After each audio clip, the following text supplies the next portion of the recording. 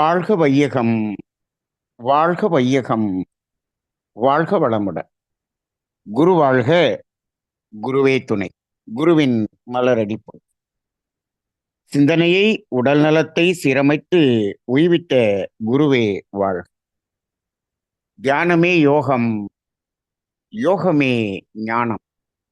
தமிழ் ஆனந்த யோகம். வாழ்க வளமுடன்.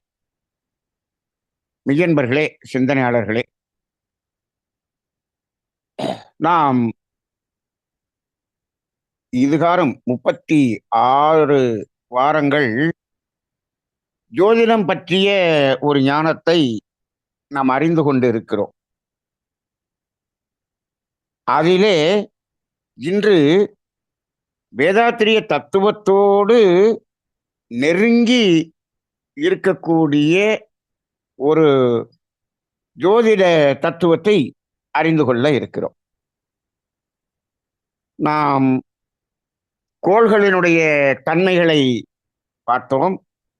இப்பொழுது ஒவ்வொரு பாவத்தினுடைய தன்மைகளையும் இப்பொழுது பார்த்து கொண்டிருக்கும். 12 பாவங்கள் என்று சொன்னாலும் இந்த 12 பாவங்களை ஜோதிடத்திலே தலை உச்சியில் தொடங்கி பாதம் வரை 12 பாவங்களாக பிரித்திருக்கிறார்கள்.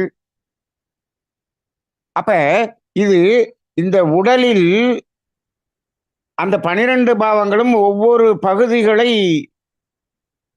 எவ்வாறு நிர்வாகம் செய்கிறது என்பதை நாம் அறிந்து கொள்கிறோம். அதன் பிறகு இந்த 12 பாவங்களும் நமது வாழ்க்கையில் எந்தெந்த வகையில் மனதோடு தொடர்பு கொள்கிறது அப்படிங்கிறத நம்ம ஒவ்வொரு பாவமாக பார்த்து கொண்டு வருகிறோம். இதெல்லாம் ஞானிகள் கண்டு உணர்ந்த ஒரு ஞானம். இப்போ அந்த வரிசையிலே 7 பாவங்களை பற்றி நாம் தெரிந்து கொண்டோம். இன்று 8வது பாவம். 8 என்று சொன்னாலே யாருக்கும் பிடிக்காத ஒரு நம்பர் என்று சொல்வார்கள். ஏன் இந்த 8 என்ற எண் பிடிக்கவில்லை என்று சொன்னால், இது துன்பம் கொடுக்கக்கூடிய நம்பர் அப்படிங்கிறதுனால இந்த 8ஆம் நம்பர், இந்த வண்டி வாங்கும்போது கூட இந்த 8ஆம் நம்பர் யாரும் வாங்க மாட்டாங்க.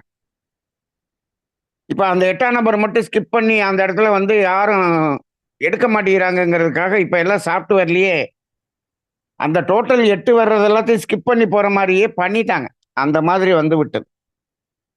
ஆனால் இந்த 8 என்பதுல ஆன்மீக ரீதியாக இந்த 8 என்பது என்ன என்று சொன்னால், இந்த எண்களிலேயே 0 - 9 வரை இருக்கக்கூடிய எண்களிலே இந்த 0 என்பதுதான் தொடங்கிய இடத்திலேயே வந்து முடியும். அதற்கடுத்து தொடங்கிய இடத்திலேயே வந்து முடியக்கூடிய எண் என்பது இந்த 8 மட்டும்தான். ஆனால் 0 என்பது நேரடியாக வந்து முடியும். இந்த 8 என்பது அது தொடங்கிய இடத்திலிருந்து ஒரு கிராஸ் ஆகி போய் அந்த இடத்தை அடையும். இது இப்படி கிராஸ் ஆகி போறதுனால என்ன ஆகுதுன்னா, அது வாழ்க்கையில் நிறைய துன்பங்களையும் இடர்பாடுகளையும் அவமானங்களையும் கொடுக்கிறது என்று அனுபவ ரீதியாக உணர்ந்து இந்த 8 என்ன பண்ணிடுறாங்க, ஸ்கிப் பண்ணிடுறாங்க. 8 ஆகாது என்று ஸ்கிப் பண்றாங்க. இதை நம்பர்ல ஸ்கிப் பண்ணா போதுமா என்றால் அது ஒரு அறியாமை. 8ஆம் நம்பரை மட்டும் நம்ம ஒதுக்கிட்டு நிறுத்திட்டோம் அப்படின்னு சொன்னோம்னா நமக்கு வாழ்க்கையில எந்த துன்ப விளைவுகளும் வராதா என்றால், இந்த 8 என்பது அதனுடைய விளைவுகளை கொடுக்காத வண்ணம் நாம் நமது வாழ்க்கையை வாழ்ந்திருக்க வேண்டும். அங்கதான் இப்ப பிரச்சனையே. இப்ப எல்லாமே சடங்குகளாக மாறிவிட்டது. 8 ஆகாதுன்னு சொன்னோம்னா 8 என்ன பண்ணும்? இப்ப 8ஆம் பாவம் மோசமான பாவம் என்று சொல்லுகிறோம். ஆனால் இதுதான் இன்றைக்கு இருக்கக்கூடிய மனிதர்களுக்கு இந்த 8ஆம் பாவம் தான் மிக மிக சிறந்த பாவம். இந்த 8ஆம் பாவம் மட்டும் வேலை செய்யல அப்படின்னு சொன்னா மனிதன் இன்னும் கொஞ்சம் கூட திருந்தவே மாட்டான். இப்பொழுதே இந்த 8ஆம் பாவத்தினுடைய விளைவுகள் மிகவும் குறைவாக இருக்கிறது என்பதுதான் என்னுடைய கணிப்பாக இருக்கிறது. அப்ப இந்த 8ஆம் பாவம் என்பது நம்மை திருத்தக்கூடிய பாவம், நம்மை மாற்றக்கூடிய பாவம்.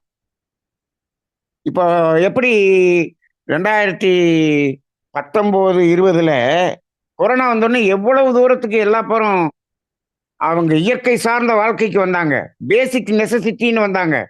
வாழ்க்கைக்கு என்ன தேவையோ அதுல நிறுத்துனாங்க இல்லையா? தேவையில்லாதது எல்லாத்தையும் நிறுத்துனாங்க இல்லையா? அதற்கு என்ன வர வேண்டி இருக்கிறது? அந்த கொரோனா வர வேண்டி இருக்கிறது. அப்ப அதுக்கப்புறம் என்ன ஆயிட்டோம்? திரும்பவும் பழைய நிலைக்கு வந்து விட்டோம். அதை கூட இந்த சமுதாயம் என்ன சொல்லுகிறது என்று சொன்னால், மக்கள் இயல்பு நிலைக்கு வந்து விட்டார்கள் என்று சொல்லுகிறார்கள். இந்த செய்தி இறைவனுக்கு இயற்கையாகிய இறைவனுக்கு சென்றது என்று வைத்துக் கொள்ளுங்கள். எப்படி இருக்கும்? மக்கள் எல்லாம் இயல்பு நிலைக்கு வந்து விட்டார்கள். இயல்பு நிலையிலிருந்து முழுக்க முழுக்க விலகி வாழ்வதை இயல்பு நிலை என்று சொல்லிக் கொண்டிருக்கக்கூடிய இந்த சமுதாயம். இயல்பு நிலை என்பது என்ன? இயற்கையோடு இசைந்த நிலை. இயற்கைக்கு முரணான நிலையில் வாழ்வதை இயல்பு நிலை என்று சொல்லக்கூடிய அளவுக்கு இந்த இன்றைய மனிதர்களின் ஆணவத்தின் உச்சம். அப்ப இயற்கைக்கு கோபம் வருமா வராதா? வரும், வரும். சரி, அப்ப இது வந்து கொண்டிருக்கிறது இப்பொழுது. சரி, அது இருக்கட்டும். இப்ப 8ஆம் பாவம் என்பது 8ஆம் பாவத்தின் சிறப்புகளை பற்றி நாம் இப்பொழுது சிந்தனை செய்வோம்.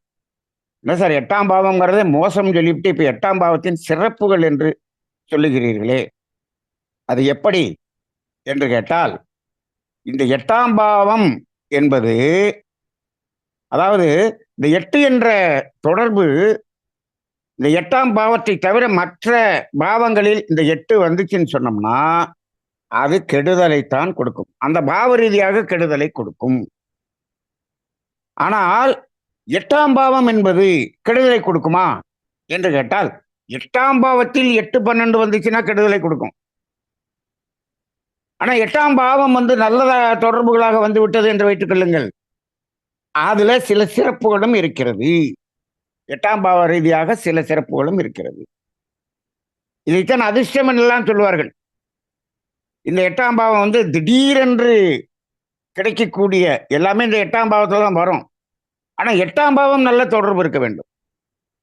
ஆனால் மற்ற பாவங்கள் 8ஐ தொடர்பு கொண்டால் வாழ்க்கையில் சிக்கல் தான். அப்ப 8ஆம் பாவத்தில் பெரும்பாலும் அது தீய விளைவுகள் தான் இருக்கிறது என்பது உண்மை. அப்ப எந்த பாவத்திலும் 8 தொடர்பு வராமல் பார்த்து கொள்ள வேண்டும். எப்படி பார்த்துக் கொள்வது? அப்படி சாப்பிட்டு வரல, அது எந்த நேரத்தை போட்டோம்னா 8 இல்லாம இருக்கோ அந்த நேரத்தை போட்டு ஒரு ஜாதகத்தை எழுதி கொடுத்துட வேண்டியதானே. தாராளமா எழுதி கொடுக்கலாம். அப்படி எழுதி கொடுத்தோம் அப்படின்னு சொன்னோம்னா ஒரு ஜாதகத்துக்கு 5000 ரூபாய் கொடுப்பாங்க. அப்படி எழுதிட்டா நமக்கு சரியாயிருமா? ஜாதகத்தில் இப்படி இப்படி கிரகங்கள் இருந்தால் இவர் வாழ்க்கை நல்லா இருக்கும் அப்படின்னு சொல்றாங்க. இல்ல, ஜாதகத்தில் இப்படி இப்படி எல்லாம் கிரகங்கள் இருக்கிற மாதிரி நீ வாழ்ந்திருக்க வேண்டும். யார் வாழ்ந்திருக்க வேண்டும்? உனது பெற்றோர்கள் வாழ்ந்திருக்க வேண்டும். உனது தாத்தா பாட்டி, உங்களுடைய அந்த மூதாதையர் அப்படி வாழ்ந்திருக்க வேண்டும். ஜாதகத்தில் 8 வராத அளவுக்கு வாழ்க்கை வாழ்ந்து கொண்டிருக்க வேண்டும், வாழ்ந்திருக்க வேண்டும். அதை இனிமேல் பேசி என்ன பண்ண? இப்ப நாம எதுக்கு இந்த 8ஆம் பாவத்தை பத்தி பார்க்க போறோம் அப்படின்னு கேட்டா, நமது குழந்தைகள் வாழ்க்கையில் 8 என்பது வராமல் இருப்பதற்கு இப்பொழுது இதை தெரிந்து கொள்ள வேண்டும். அவ்வளவுதான். இப்பொழுது இருக்கக்கூடிய சமுதாயத்தில் இருக்கக்கூடிய மக்கள் அனைவரும் தனது பிள்ளைகளுக்கும் பேரன் பேத்திகளுக்கும் எல்லா பாவத்திலும் 8 வருவதற்காகவே வாழ்ந்து கொண்டிருக்கக்கூடிய அற்புதமான சமுதாயமாக இருக்கிறது. அப்புறமேலு எல்லாத்துலயும் ஜாதகத்துல இப்படி வந்துருச்சு அப்படின்னு சொன்னா அப்படிதான் வரும். அப்ப இந்த 8 என்பது எந்த பாவத்திலும் வரக்கூடாது என்பதுதான் உண்மை. அது அவர்களுடைய முந்தைய முன்னோர்கள் எப்படி வாழ்ந்திருக்கிறார்கள், இப்பொழுது எப்படி வாழ்ந்து கொண்டிருக்கிறார்கள் என்பதை பொறுத்து இருக்கிறது. சரி, அப்ப 8ஆம் பாவம் எந்த பாவத்தை தொடர்பு கொண்டாலும் அந்த பாவ ரீதியாக கடுமையான துன்பத்தை கொடுக்கும் என்பதுதான் உண்மை. சரி, இப்போ 8ஆம் பாவம் என்பது திடீரென்று அதிர்ஷ்டம் போல சில பலன்களை கொடுக்கக்கூடிய பாவமாகவும் இருக்கிறது என்பதையும் நாம் இந்த இடத்துல உணர்ந்து கொள்வோம். திடீர்னு பணம் வருது, திடீர்னு பதவி வருது, திடீர்னு ஏதாவது ஒரு அதிர்ஷ்டம் வருது. அப்ப திடீரென்று எதிர்பார்க்காமல் வரக்கூடிய எது நடந்தாலும், எதிர்பார்க்காமல் நடக்கக்கூடியது நல்லதும் நடக்கும், தீயதும் நடக்கும். அப்ப 8ஆம் பாவம் நல்ல தொடர்புல இருந்தா எதிர்பார்க்காமல் நல்லது நடக்கும். 8ஆம் பாவம் தீய 8 என்பது மற்ற பாவங்களில் வரும் பொழுது எதிர்பார்க்காமல் தீயது நடக்கும். இதைத்தான் நாம புரிந்து கொள்ள வேண்டியதாக இருக்கிறது. சரி, அப்ப இப்போ பாருங்க, அப்படி பார்க்கும்போது நாம ஒரு ரூல் சொல்லுவோம். 2 4 6 10 அப்படின்னு ஒரு காம்பினேஷன். இது பொருள் சார்ந்த புற வாழ்க்கைக்கு நல்லதுன்னு சொல்லுவோம். 1 3 7 11 அக வாழ்க்கைக்கு சிறந்தது என்று சொல்லுவோம். அப்புறம் 5 9ங்கிறது அது ரொம்ப சோம்பேறியா இருக்கும். 8 12ங்கிறது துன்பத்தை கொடுக்கக்கூடிய இந்த 4 பிரிவா பிரிச்சிருப்போம். இப்ப இந்த 4ல 8ஆம் பாவம் எதை தொடர்பு கொண்டால் நல்லது என்று பார்த்தோம் என்று சொன்னால், இந்த 8ஆம் பாவம் 1 3 7 11 தொடர்பு இருந்துச்சுன்னா அந்த ஜாதகம் பெஸ்ட் ஜாதகம் என்று சொல்லலாம். மற்ற பாவங்கள் எல்லாம் சுமாரா இருந்தா கூட பரவாயில்ல. இந்த 8ஆம் பாவம் இப்படி வந்துருச்சுன்னு வச்சுக்கங்க, வந்துருச்சுன்னு சொன்னா அவருக்கு எந்தவித பாதிப்பும் இல்லாமல் அவர் சுமூகமான வாழ்க்கையை வாழக்கூடியவராக இருப்பார். அதே சமயத்தில் மற்றதெல்லாம் 8 வரக்கூடாது. அப்ப 8ஆம் பாவம் 2 4 6 10 வந்துச்சுன்னு சொன்னோம்னா எப்படி இருக்கும் அப்படின்னா, அவருக்கு வாழ்க்கையில ரொம்ப ரிஸ்க் எடுப்பாரு, ரொம்ப சோதனைகள் வரும், ரொம்ப இடர்பாடுகள் இருக்கும். ஆனால் அந்த இடர்பாடுகளுக்கு தகுந்தாற் போல 2 மடங்கு 3 மடங்கு பொருளாதார உயர்வும் கிடைக்கும். அப்ப இன்னைக்கு ரிஸ்க் இருந்தாலும் பணம் நிறைய வருது அப்படின்னு சொன்னோம்னா அந்த ரிஸ்க் எடுக்கிறது இன்னைக்கு சமுதாயம் அதைத்தான் விரும்புகிறது விரும்புகிறது. இந்த 5 9 8ஆம் பாவத்துல வருது அப்படின்னு சொன்னாலோ, 8 12 வந்தாலோ, இந்த 5 9ங்கிறது அது கொஞ்சம் கொஞ்சமாக ஒரு பொருளாதாரத்திலும் இழந்து விடக்கூடிய நிலையை பார்க்கலாம். 8ஆம் பாவம் 5 9 வந்தா 8ஆம் பாவமே 8 12 வந்துச்சுன்னு சொன்னா அவர் மிகவும் மோசமான ஒரு உடல் ரீதியாகவும் மன ரீதியாகவும் ரொம்ப ஒரு கஷ்டத்தை ஒரு ஒரு பேத்தட்டிக்கா அனுபவிக்கக்கூடிய ஒரு ஜாதகமாக மாறிவிடும். இப்ப மற்ற பாவங்களில் 8 12 வர்றதுங்கிறது அந்த பாவ ரீதியாக துன்பத்தை கொடுக்கிறது என்று சொன்னாலும், 8ஆம் பாவம் 8 12ங்கிறது ரொம்ப ரொம்ப ரொம்ப சீரியஸா நாம பார்க்க வேண்டிய ஒன்றாக இருக்கிறது. சரி, அப்ப திடீரென்று அப்படிங்கும் போது இப்ப பாருங்க, இப்ப 8ஆம் பாவம் 7 தொடர்பு வந்துருச்சுன்னு வச்சுக்கோங்க. 7ங்கிறது திருமணம் சொல்றோம். 8ஆம் பாவமே 7 தொடர்பு கொண்டுருச்சு. 7ஆம் பாவமும் நல்லா இருக்கு. 8ஆம் பாவம் 7 தொடர்பு கொண்டிருக்குன்னு வச்சுக்கோங்க. 7ஆம் பாவம் நல்லா இருந்துச்சுன்னா திருமணம், திருமணம் நல்லா அரேஞ்சு மேரேஜ் நல்லா நடக்கும்னு வச்சுக்கோங்க. 8ஆம் பாவம் 7ல இருந்துச்சுன்னா அவருக்கு திடீர்னு என்ன ஆயிரும், திடீரென்று கல்யாணம் நடக்கும். டக்குன்னு எதிர்பார்க்கவே இல்லை, டக்குன்னு போனோம் பார்த்தோம், டக்குன்னு முடிஞ்சு அடுத்த வாரமே கல்யாணம் பண்ண இந்த மாதிரி ஒரு நிலை. இந்த 8ஆம் பாவம் அப்படி திடீரென்று ஒரு மாற்றத்தை கொடுக்கக்கூடியதாக இருக்கும். 8ஆம் பாவம் 10 தொடர்பு வந்துருச்சுன்னு வச்சுக்கோங்க. திடீர்னு என்ன பண்ணுவாரு, இவருக்கு மேல இருக்கிறவர் என்ன பண்ணிடுவார், ரிசைன்மெண்ட் போயிடுவாரு. அப்ப அந்த இடம் வேக்கண்டாங்க. திடீர்னு என்ன ஆயிரும், உங்களை தூக்கி அந்த போஸ்டிங்ல ப்ரமோஷன் பண்ணியிருப்பான். 8ஆம் பாவம் இப்படி சில திடீரென்று நன்மைகளை கொடுக்கக்கூடியதாகவும் இருக்கிறது என்பதையும், அந்தந்த தொடர்புக்கு தகுந்தாற் போல திடீரென்று வரக்கூடிய அந்த லாபம் என்றும் சொல்லலாம். சரி, இப்போ இந்த 8ஆம் பாவம் எந்த பகுதி உடலில் குறிக்கிறது என்று பார்த்தோம் என்று சொன்னால், இந்த 8ஆம் பாவம் முழுக்க முழுக்க இந்த மர்ம உறுப்புகள் என்று சொல்லுகிறார்களே, அந்த பகுதியை குறிக்கக்கூடியதாக இருக்கிறது. சரி, இந்த 8ஆம் பாவத்துக்குரிய காரகங்கள் என்னென்ன? வலிகள், வேதனைகள், அவமானங்கள், துரோகங்கள், துக்கங்கள் எல்லாமே 8ஆம் பாவம் தான். அப்ப பாருங்க, இந்த 8ஆம் பாவத்தில் இருக்கிறது இது எல்லாமே. இன்னும் என்ன வரும்?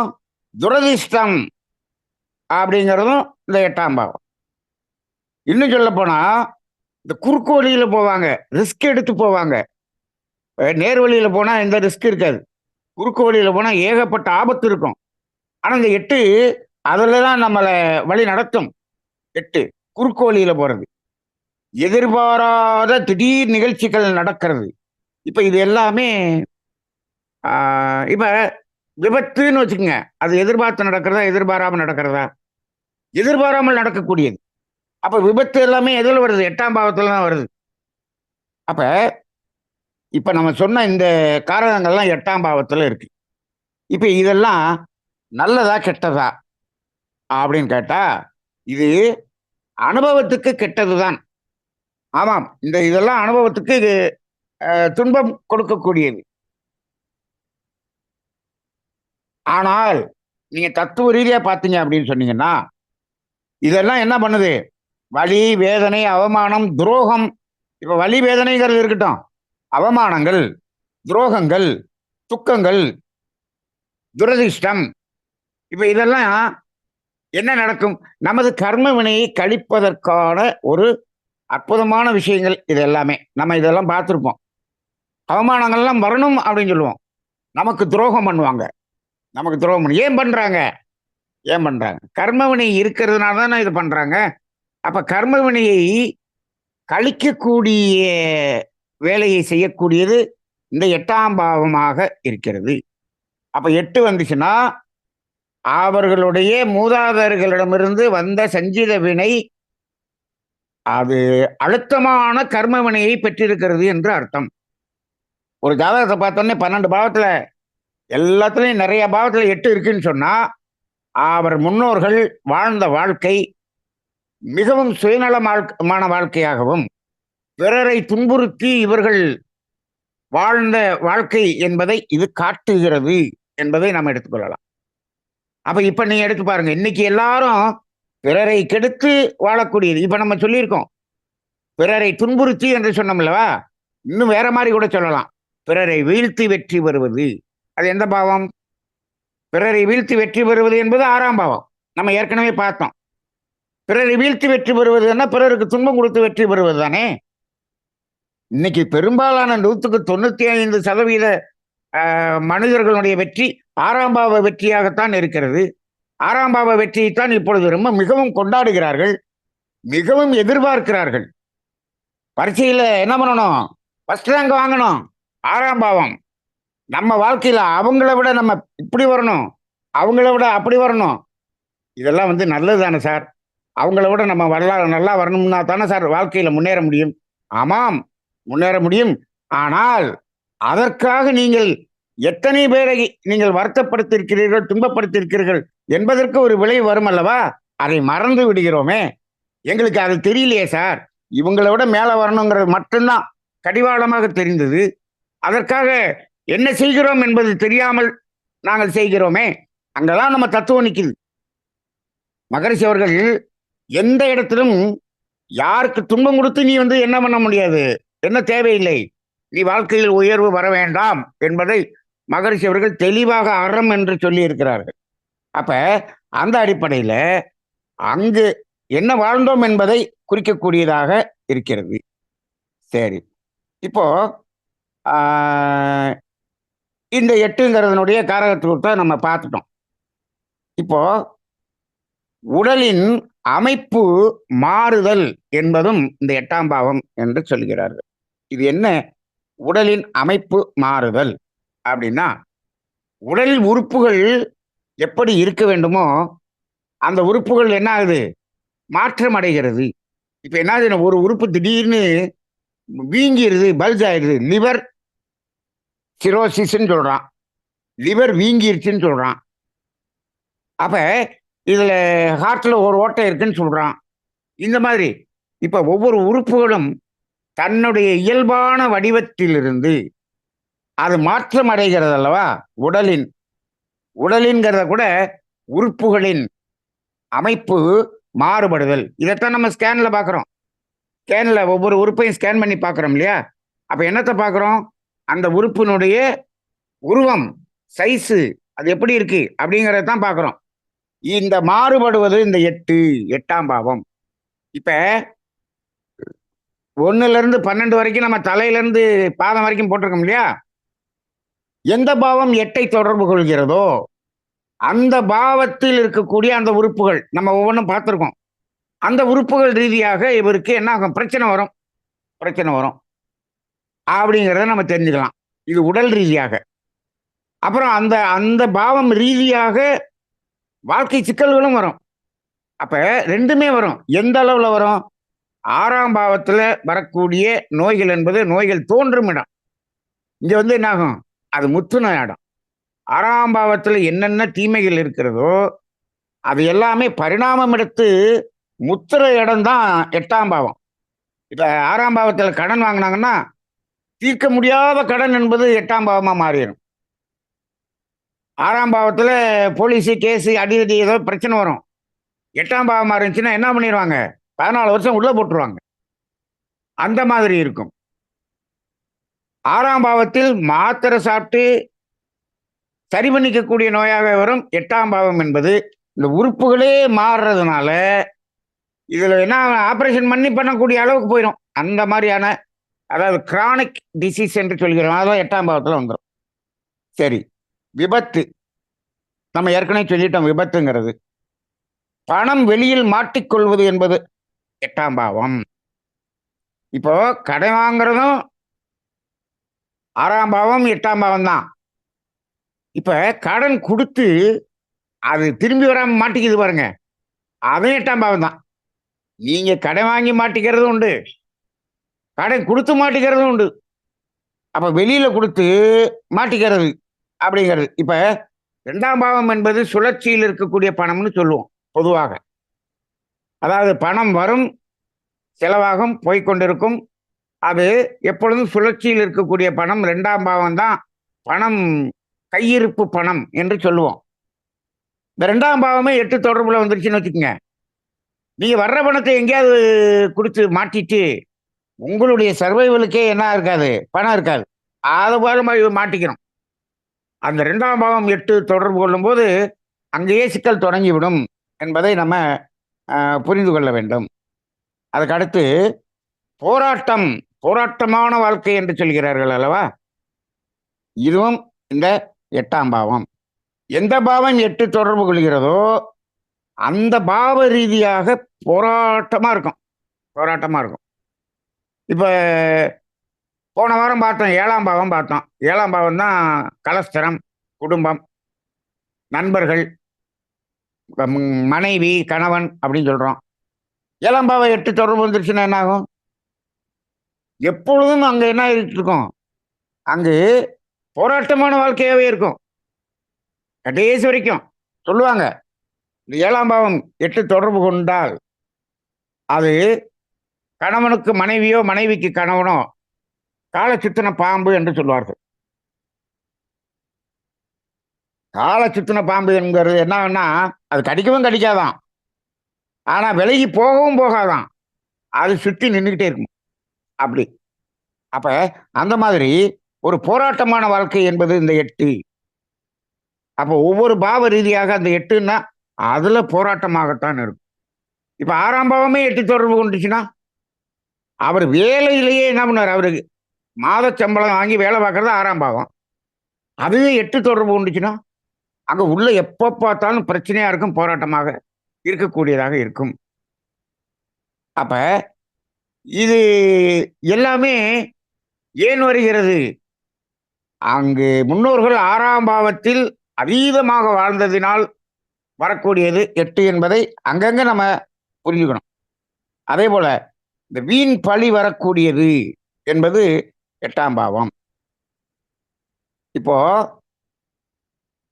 1ஆம் பாவம், 5ஆம் பாவம், 9ஆம் பாவம் இதெல்லாம் வந்து ரொம்ப முக்கியமான பாவங்கள்னு சொல்லுவோம்.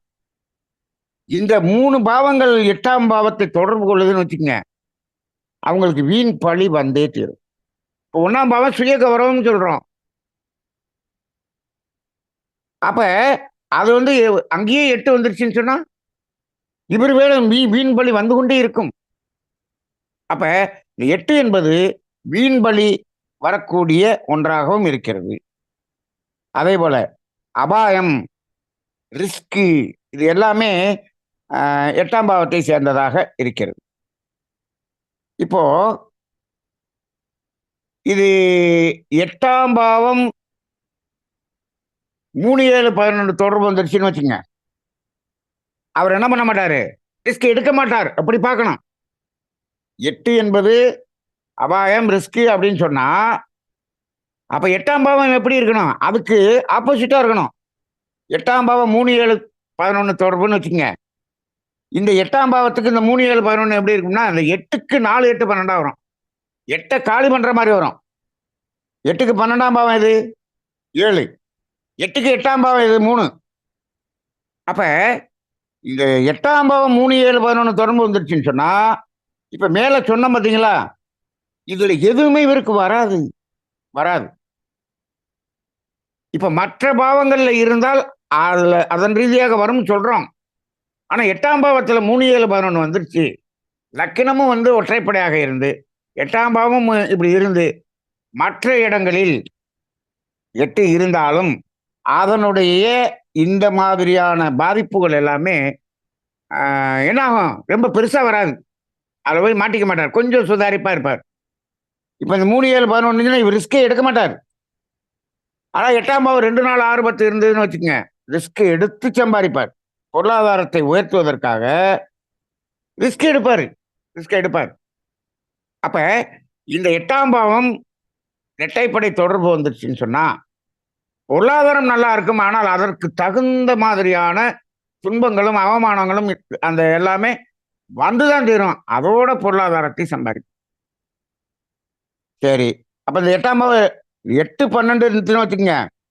ரிஸ்க் எடுத்து அதுலயே அவர் வாழ்க்கையில அழிஞ்சே போயிருவார். அப்படி ஆயிப்போயிரும்.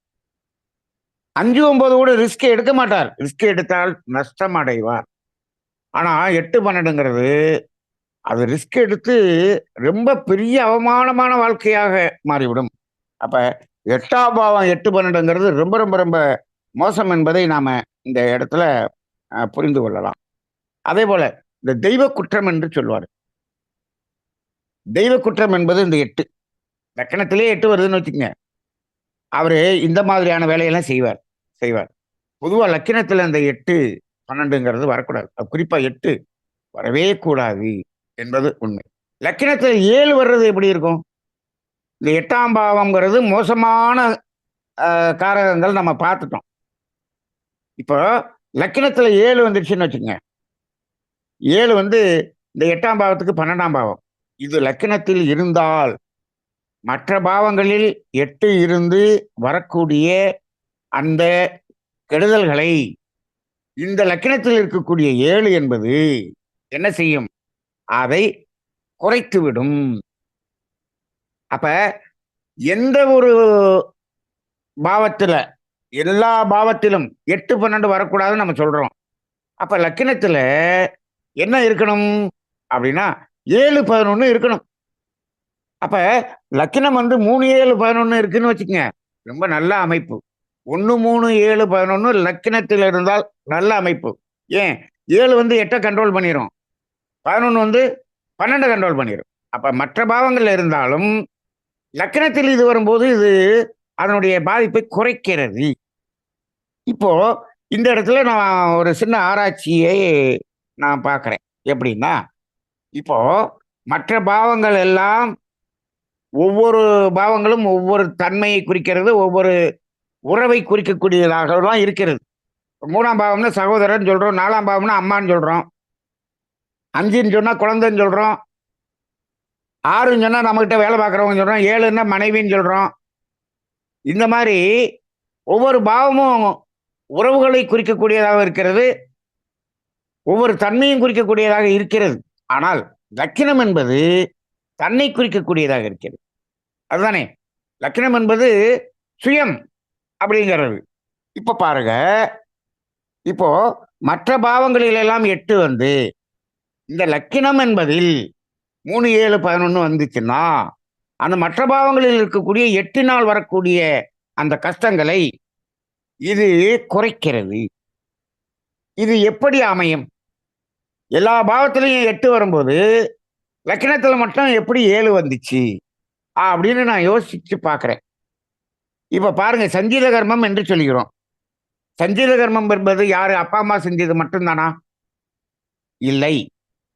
அப்பா அம்மா செஞ்சது, அப்பா அம்மாவுக்கு அவங்க அப்பா அம்மாவா கொடுத்தது எல்லாம் இருக்குல்ல. அப்ப நமது மூதாதையர் வழி வந்த அத்தனை பதிவுகளும் இங்க இருக்கிறது. இப்ப நான் இதை எப்படி நான் புரிஞ்சுக்கிறேன் அப்படின்னா, அந்த மூதாதையர்கள் வழி வந்த பதிவுகளில் இருக்கக்கூடிய 8 என்பது இந்த 2ஆம் பாவத்திலிருந்து 12ஆம் பாவம் வரைக்கும் அங்கங்க 8 வருதுன்னு வச்சுக்கோங்க. இது சஞ்சித கர்மத்தில் இருக்கக்கூடிய மூதாதையர்களிடம் வந்த அந்த துன்ப வினை, கர்ம வினை. ஆனால் நமது பெற்றோர்கள் நமது பெற்றோர்கள் நல்ல ஒரு புண்ணியம் செய்து ஒரு நல்ல வாழ்க்கை வாழ்ந்திருந்தார்கள் என்று வைத்துக் கொள்ளுங்கள். அப்ப என்ன ஆகும் அப்படின்னு சொன்னா, இந்த லக்கின பாவம் என்ன ஆயிரும்? 1, 3, 7, 11 தொடர்புக்கு வந்துரும். அப்ப ஒரு குழந்தையினுடைய லக்கின பாவத்தின் தொடர்பு என்பதை அவர்களுடைய பெற்றோர்களின் பிராரப்த கர்மத்தின் அடிப்படையில் வந்த விளைவுகளாக நான் பார்க்கிறேன். மற்றது எல்லாமே ஒட்டுமொத்தமாக இருக்கக்கூடிய அவர்கள் வழிவந்த பதிவுகளினுடைய வினையாக நான் பார்க்கிறேன். அப்ப அப்படி பார்க்கும்போது இப்ப நாம ஒரு நல்ல ஒரு அறம் சார்ந்த வாழ்க்கையை வாழ்கிறோம் என்று வைத்துக் கொள்ளுங்கள். அப்ப என்ன ஆகும்? இந்த குழந்தைகளிடம் நமது பாரம்பரியத்தில் வரக்கூடிய கர்மவினை ரொம்ப அழுத்தம் பெற்ற கர்மவினையாக இருந்தாலும் இந்த லக்கினத்தில் என்ன வராது? 8, 12 வராது. இது இன்னும் கொஞ்சம் ஆராய்ச்சியாக எடுக்க வேண்டும் என்று தோன்றுகிறது. அதாவது அப்பா அம்மாவே ரொம்பவும் கொடுமையான வாழ்க்கையை வாழ்ந்திருந்தார்கள் என்று சொன்னால், அவங்களுடைய பிராரப்தமே அப்படி இருக்கிறது என்று சொன்னால், ஒரு குழந்தையினுடைய லக்கினத்திலேயே 8, 12 வரும் என்பதை இன்னும் நம்ம கொஞ்சம் பல ஜாதகங்களை எடுத்து ஆராய்ச்சி செய்ய வேண்டியதாக இருக்கிறது. சில ஜாதகங்களை அப்படி பார்க்கும் பொழுது இதில் அந்த ஒரு நிகழ்வை நான் பார்க்க முடிகிறது. இது இன்னும் நம்ம ஒரு ஆராய்ச்சிக்கு எடுத்து பார்க்கணும். அப்ப லக்கினம் என்பது மற்ற எந்த பாவங்களில் இருந்தாலும் அதை குறைக்கக்கூடியதாக அமைகிறது என்று சொன்னால், பெரும்பாலும் லக்கின பாவம் என்பது ஒற்றைப்படையாக வருவதை நாம் பார்க்கிறோம். இப்ப நான் கிட்டத்தட்ட ஒரு 700 ஜாதகம் இதுல போட்டிருக்கிறேன். போட்டா பெரும்பான்மையான ஜாதகங்கள் லக்கினம் ஒற்றைப்படையாக இருக்கக்கூடிய ஜாதகங்களாகத்தான் நான் பார்க்கிறேன். அப்படி இரட்டைப்படை இருந்தாலும் 2, 4, 10, 2, 4, 10, 2, 6, 10 இப்படி எல்லாம் இருக்கு. 8, 12ங்கிறது ரொம்ப ரேரா நான் பார்த்திருக்கேன். 2, 8ங்கிறது இருக்குது. 2, 6, 8, 12 இருக்குது. இப்படி கலந்து வந்திருக்குது. ஆனால் வெறும் 8, 12 என்று நான் பார்க்கவில்லை. வெறும் 6 கூட நம்ம பார்த்துருக்குறோம். வெறும் 6 கூட பார்த்துருக்குறோம். ஆனா அந்த 8, 12ங்கிறது பார்க்கல. ஏன்? அப்படியெல்லாம் வராதா? அப்படியெல்லாம் இங்க யாரும் வாழலையா? அப்படின்னு நீங்க கேட்கலாம். அந்த லக்கினத்திலேயே 8, 12 என்று வரக்கூடிய அளவுக்கு மோசமான வாழ்க்கையை பிராரப்த கர்மத்தில் வாழ்ந்து கொண்டிருக்கிறார்கள் அல்லவா? அவர்கள் அவர்களுடைய குழந்தைக்கு ஜாதகம் பார்க்க நம்மிடம் வரமாட்டார்கள். நம்முடைய தொடர்புகள் அப்படி தொடர்புகள்ல இருந்து யாரும் வர்றதில்லை. அதனால நமக்கு தெரியல. பொதுவாக அந்த மாதிரி இருக்கிறவங்க பார்த்தீங்கன்னா ஜாதகம் பார்க்க வரமாட்டாங்க. அதுக்கே விடாது. அப்ப அப்படி இருந்தாலும் அது மாதிரியான ஒரு ஜோதிடர்கள்ட்ட தான் போகுமே தவிர, கொஞ்சம் அறம் சார்ந்து நம்ம இதை பார்க்கணுங்கிறவங்கள்ட்ட அப்படி ஜாதகங்கள் வராது வராது. அதனால அதை நம்ம பார்க்க முடியவில்லை. ஆனால் நிச்சயமாக இருக்கும் அப்படி வாழ்ந்தவர்களுடைய அந்த லக்கின பாவமே 8, 12 என்பதை காட்டக்கூடியதாக இருக்கும். சில ஜாதகங்களை அப்படி பார்க்கிறோம். லக்கினத்திலே அப்படி இருக்கிறதுங்கிறது. அவங்களுடைய குழந்தைகளினுடைய நிலைமை மிக மிக மோசமான நிலைமையாக இருக்கிறது. அப்படிப்பட்ட ஜாதகங்களை நான் பார்க்க கூட விரும்புவதில்லை. இது ஆராய்ச்சிக்காகத்தான் பார்க்கணுமே தவிர, அந்த மாதிரி ஜாதகங்களை நிறைய நம்ம பார்த்தோம்னா அது நமக்கே நெகட்டிவா இருக்கு. இப்ப நம்ம இதுல என்ன புரிஞ்சுக்கிறோம் அப்படின்னம்னா, நாம் ஒரு அறம் சார்ந்த வாழ்க்கையை வாழும்போது நமது குழந்தைகளுடைய லக்கினம் என்ன ஆகிறது? அது ஒற்றைப்படையாக அமைந்து விடுகிறது. மற்ற நம் வழிவந்த அந்த கர்மவினை எது இருந்தாலும் அதை குறைக்கக்கூடியதாக இருக்கிறது. அப்ப பெரும்பாலும் இப்ப என்ன வரணும் அப்படின்னு பாருங்க. நமக்கு என்னென்ன எது எதுக்கு ரொம்ப 8, 12 6மே கெடுதல் தான். 6, 8, 12 3மே கெடுதலான ஒரு விளைவை கொடுக்கக்கூடியது தானே. நம்ம 6 கூட விட்டுறோம். ஏன் அப்படின்னு சொன்னோம்னா 6ல தான் என்ன ஆகுது? அடிமை தொழில் வேலை அது 6ல தான் இருக்கு. இந்த வெற்றி என்பது 6ல தான் இருக்கு. பொருளாதார வெற்றி என்பது 6ல தான் இருக்கு. அப்ப 6 இன்னைக்கு எல்லாரும் விரும்பக்கூடிய ஒரு பாவமாக இருக்கிறது. அப்ப 6 கூட விட்டுறோம். ஆனா 8, 12 தான் நம்ம ரொம்ப மோசம். அப்ப 8, 12ங்கும்போது 7, 11 என்பது எங்க வரணும்? 3, 7, 11 லக்கினத்தில் வர வேண்டும், வர வேண்டும். அப்ப அந்த 5 வந்துச்சுன்னா 6யும் கெடுக்கும். ஆனா அவர் என்ன ஆயிடுவார்? சோம்பேறி ஆயிடுவார். அதனால அந்த 5, 9 நம்ம விட்டுட்டோம். நம்ம என்ன பண்றோம்? 1, 3, 7, 11 சொல்றோம் பார்த்தீங்களா? அப்ப இந்த லக்கினமும் 8ஆம் பாவமும் 1, 3, 7, 11 என்று ஜாதகத்தில் இருந்தது என்று சொன்னால், மற்ற பாவங்கள்ல எத்தனை இடத்துல 8 வந்திருந்தாலும், அந்த 8னுடைய வேதனையை நம்ம சொன்னோம் இல்லையா? இங்க துக்கங்கள், துரோகங்கள், அவமானங்கள், இந்த மாதிரி நிறைய வலி, வேதனைகள்லாம் சொன்னோம் இல்லையா? இதை பெரிய அளவில் அவர் அனுபவிக்க மாட்டார், அனுபவிக்க மாட்டார். அப்ப இப்படி வர வேண்டும் என்று சொன்னால், அது நம்மளுடைய தாய் தந்தையரின் பிராரப்த கர்மத்தை பொறுத்து இருக்கிறது என்பதை இந்த இடத்துல நம்ம புரிந்து கொள்ளக்கூடியதாக இருக்கிறது. சரி, முயற்சிகள் வீணாகிறது என்பது 8ஆம் பாவம். 8ஆம் பாவம் இப்ப இப்ப 4ஆம் பாவம் 8 தொடர்பு கொண்டுச்சுன்னு வச்சுக்கோங்க.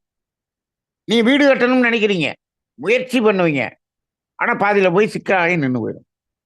ஒரு இடத்த வாங்கணும், வீடு கட்டுறதுக்கு இடம் வாங்கணும்னு பார்ப்பீங்க. அது எங்கேயாவது போய் வில்லங்கத்துல போய் நின்று போகுது. இது மாதிரி சிக்கல்ல நிற்கும். அப்ப எந்த பாவ ரீதியாக இந்த 8 இருக்கோ அங்க அது என்ன ஆகாது? அந்த பாவ ரீதியாக வீண் பிரச்சனைகளை கொடுக்கும். முயற்சிகள் வீணாவது என்பதும் இந்த இடத்துல அது என்ன ஆயிரும்? முன்னேற்றம் இல்லாமல் அவரு வந்த இடத்துக்கே வந்துடுவார்.